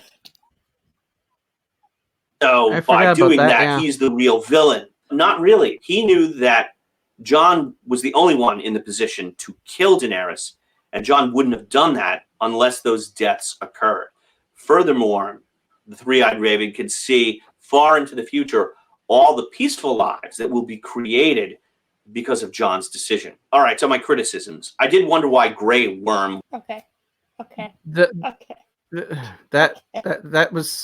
That's all speculation on your part there, pal. Yep. That's pure speculation.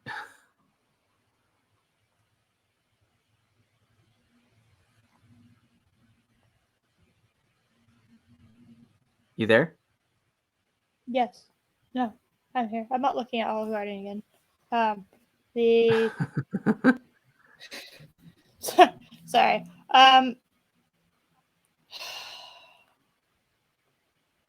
Speculation is the word for it. I don't know what am I supposed to do with this? Like So Bran conveniently saw random shit in the future.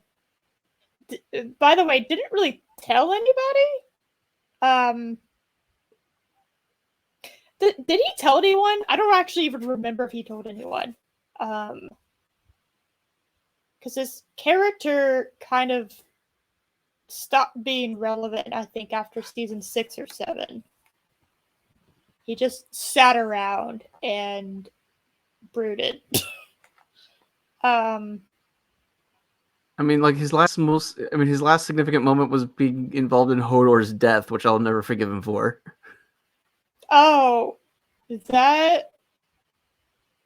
Yeah, I'll never. That broke my heart. That was so fucking awful. That was so awful. That was so cleverly done and so fucking awful. I have no idea what to do with that, like ever. Like that is just, yeah. I have no words for that scene. It is so. It's tragic. Yes.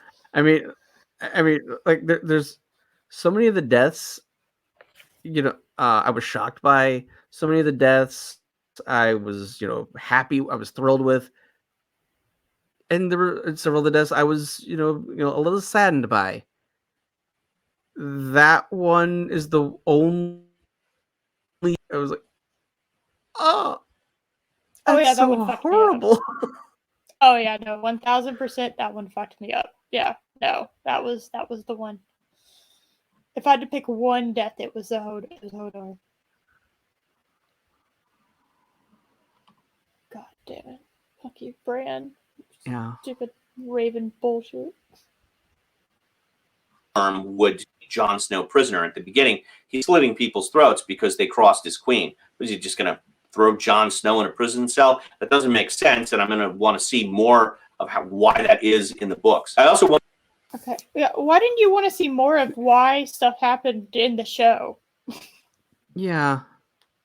See, Also, you're just never gonna get books. I hope you're aware of that. And I will eat my fucking words if George R. Martin finishes his books, finishes the Game of Thrones book series before he dies. I'll eat my words. I don't believe he's gonna fucking do it. He has. I know what he's doing right now because I do it, and every other human being does it. When I don't want to do something, I do everything around that thing but the thing. Suddenly, all these things that were on my list of things to do that were way lower are suddenly way more important, and I don't want to do that thing, and I drag my fucking heels. I dig my heels in and I drag my feet because I don't want to do this thing. That is exactly what George R. R. Martin is doing with finishing the book series of Game of Thrones. So, because of that and because of his age, I just do not think he is going to finish them. I just don't think he is. I thought he is. Looking it up.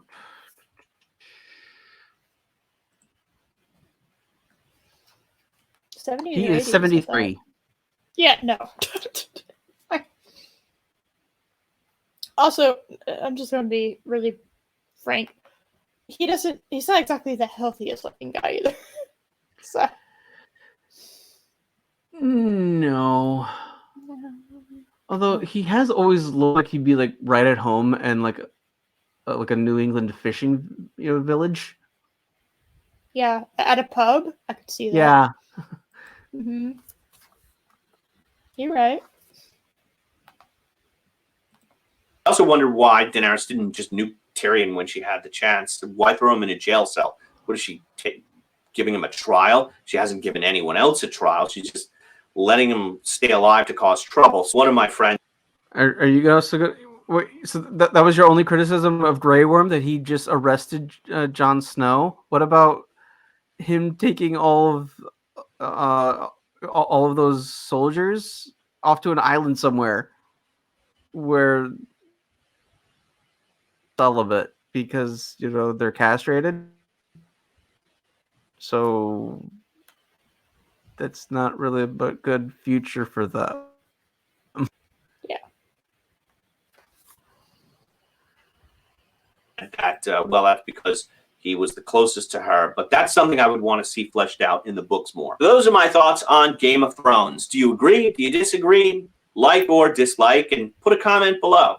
If you haven't subscribed to this channel, you really should, because a bunch of people will probably unsubscribe. So I just want to even it out. As always, this has been Professor Dungeon Master for Dungeon Craft. Thanks for watching. I'll see you at the table, and may all your rolls be 20s. If you enjoyed today's content, click the Dungeon Door logo to subscribe to the channel and the bell icon to receive notifications. And be sure to follow. God damn it, dude. Why do you have to be so cool in like every other aspect? Yeah, I have nothing. I have nothing to say against him personally. He seems like a really cool guy. No, he seems like he would be fun to play D&D with, honestly. Like, I just think this was a really shit take, and I don't think there were good reasons for the take. No. So, and, it's fine. We all have that one take. I think Moonfall is great. It's fine. I will admit I love Moonfall ironically. I love it ironically and unironically. I absolutely adore that movie. It's so... That's fair. It's so perfect. It's so stupid. And I love it so much. So, anyway. All right. We did it. So we need to close out because I'm hungry. This totally live broadcast. We've done it. We need to close out. Thank you, chat, for being here. All you live viewers on this live stream. It's totally live stream. Yes, thank you. Josh, are you still working on secrets too? I am still working on secrets. Didn't you blow the secret? I mean, there's the earlier in big. stream?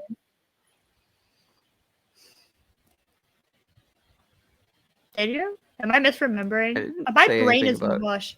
I'm really hungry. Don't. No, I'm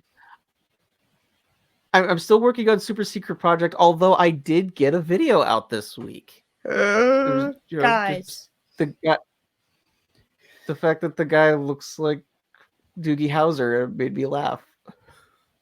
He did a video. I threw together a quick little video, and it's on pace. I threw the video together in like 20 minutes, and it's on pace to be like my highest viewed video right now. It's like, damn it. It's funny how that happens. I've heard that from several YouTubers. Like they just kind of like instinctively put in a video together, and it's very quick, and it's one of their like best videos. And it's like, well, it's because you're not overthinking it, I think, is the thing behind it. Yeah, all the Star Trek videos or the movie reviews that I've done, they're that take a lot of time and a lot of research and thinking and processing. I throw this together in like 20 minutes, and it's one of my best videos. Like, okay, I see how it is, Mama Susan. Yeah, we don't want that. We want content. There's YouTube. Pretty much. All right. What am I doing? I am taking the weekend off, so I will be. What are you talking about? You did the stream today. I'm sorry. I will be taking the rest of the day. No, fuck. Anyway, so Monday. Monday is the House of Dragon review with Loki. Fuck. Anyway. So, which I'm actually, you know what? I gotta be honest with you, man. I'm looking forward to this next episode. I am. It's a weird feeling. I don't know. I'm kind of excited. Is this the last one with the younger cast before they do the time jump? I have literally no idea what to expect from the show when it comes to time jumps anymore. That'd be a criticism I have to give it is we're jumping. We're jumping like a fucking leapfrog. Yeah, like episode 2 ends. Will marry this person, and then beginning of the next one, they have a kid. She's preggers. It's like, time has passed, I guess. Whoa, yeah. Hold the fucking phone. Why has time passed so much? Nothing interested? Oh, they're in the middle. His fucking brother and the Valerians are in the middle of a war? What?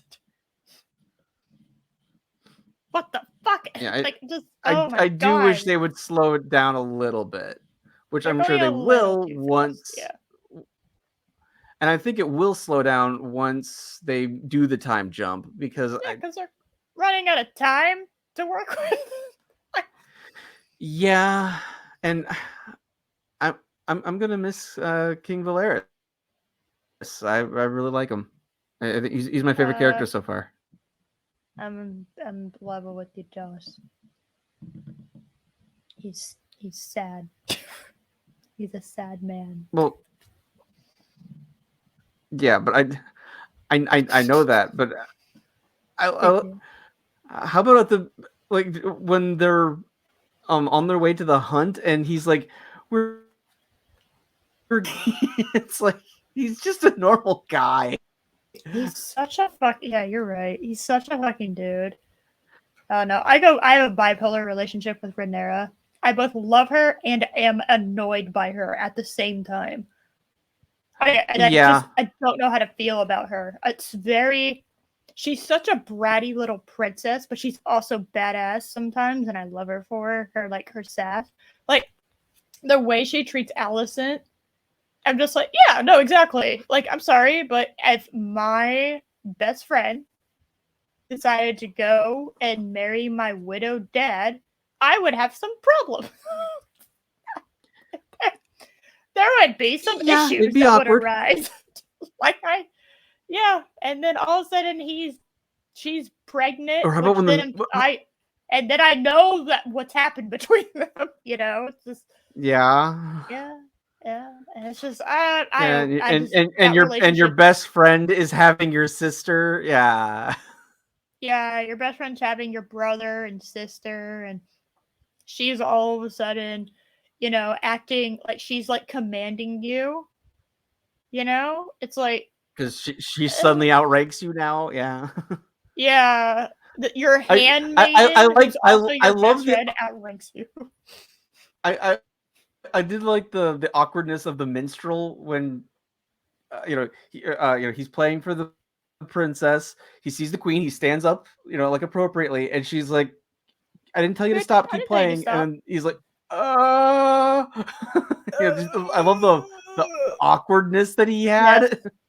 And then the just like, queen, and then yeah. she's like, "You may leave now." And the look She's of like, like, no. "Thank you, I want to be out Yeah, of here." she said no, and then she's like, well, the queen orders you to. And she's just like, fuck, I can't top that. Just, uh, it's good. I'm excited for it. I actually am, which is it's bizarre.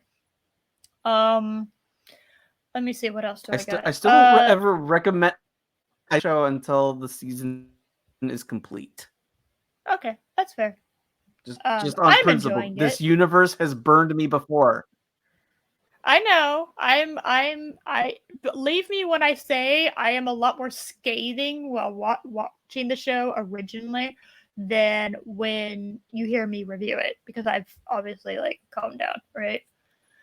Okay. So I am a lot more scathing. I do think episode 3 was by far the best one yet. Yes. The They finally had something happen. fair. Babe the Menace is on my channel because we had to miss last week because of Stoofs. Scheduling Stoof Yeah. happened, so we had to Scheduling cancel. Stoof. Yeah, gotta love scheduling Stoof, but it's okay. I got to go to the comic book store, so that is a win. That is a win. Yeah. I got bags and boards. Yes. Someone. Yes. Yeah. Loki Yes. and then just mentioned that Eris will be bagging and boarding later. Like, dude, you hold on to her. I fucking love organizing shit. I love it. I adore it. It's one of my favorite things to do. It is so therapeutic for me to clean and organize shit, and that includes comic books. So, I've already bagged and boarded basically our entire collection, but we got new shit. So, and I ran out of bags and boards for some of the other shit. So, I had to wait on it. And now I'm going to finish cleaning that up. And I'm hoping 200 bags and boards actually do that. I don't know. I'm hoping. I don't know. That's just, they had 200 boards. So that's all they had.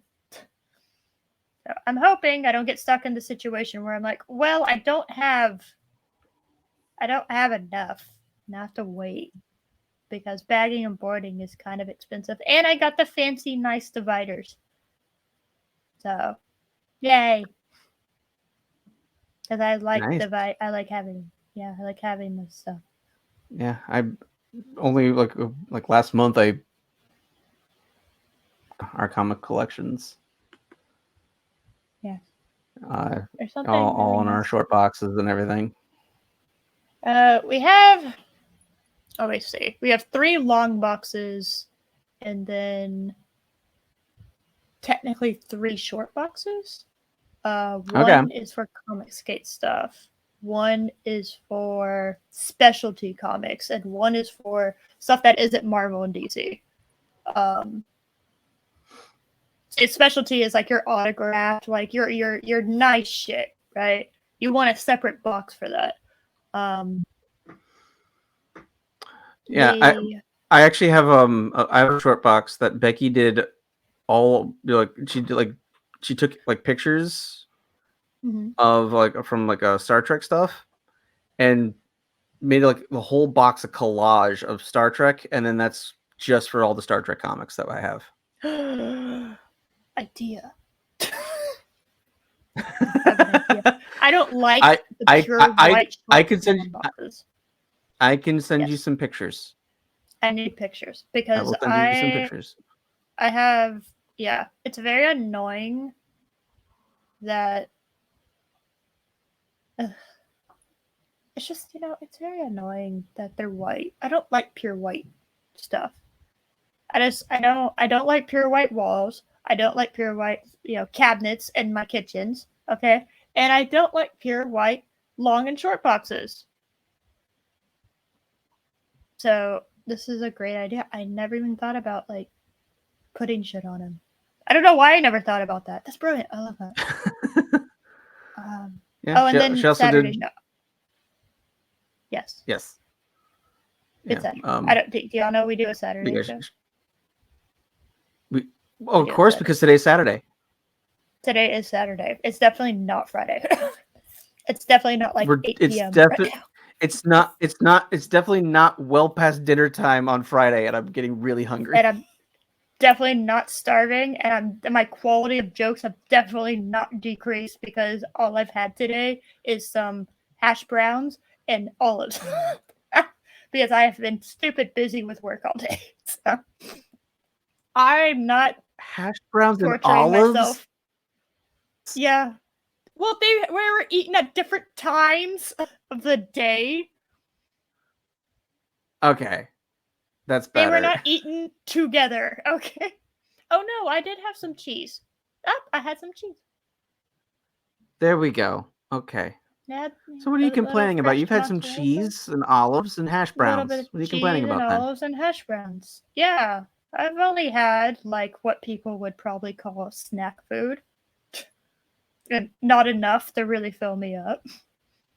Because I have been too stupid busy all day long. Right. And me talking about this is only making me prolong when I get food. Yes. Oh. Y'all know the drill. I'm hungry. I want to leave. So I'm going to go now. Bye. Right. Bye, everyone. Very, very live stream. This completely is totally live stream. Yes. Do not fucking worry about it. It is live. Bye. Yes. Bye.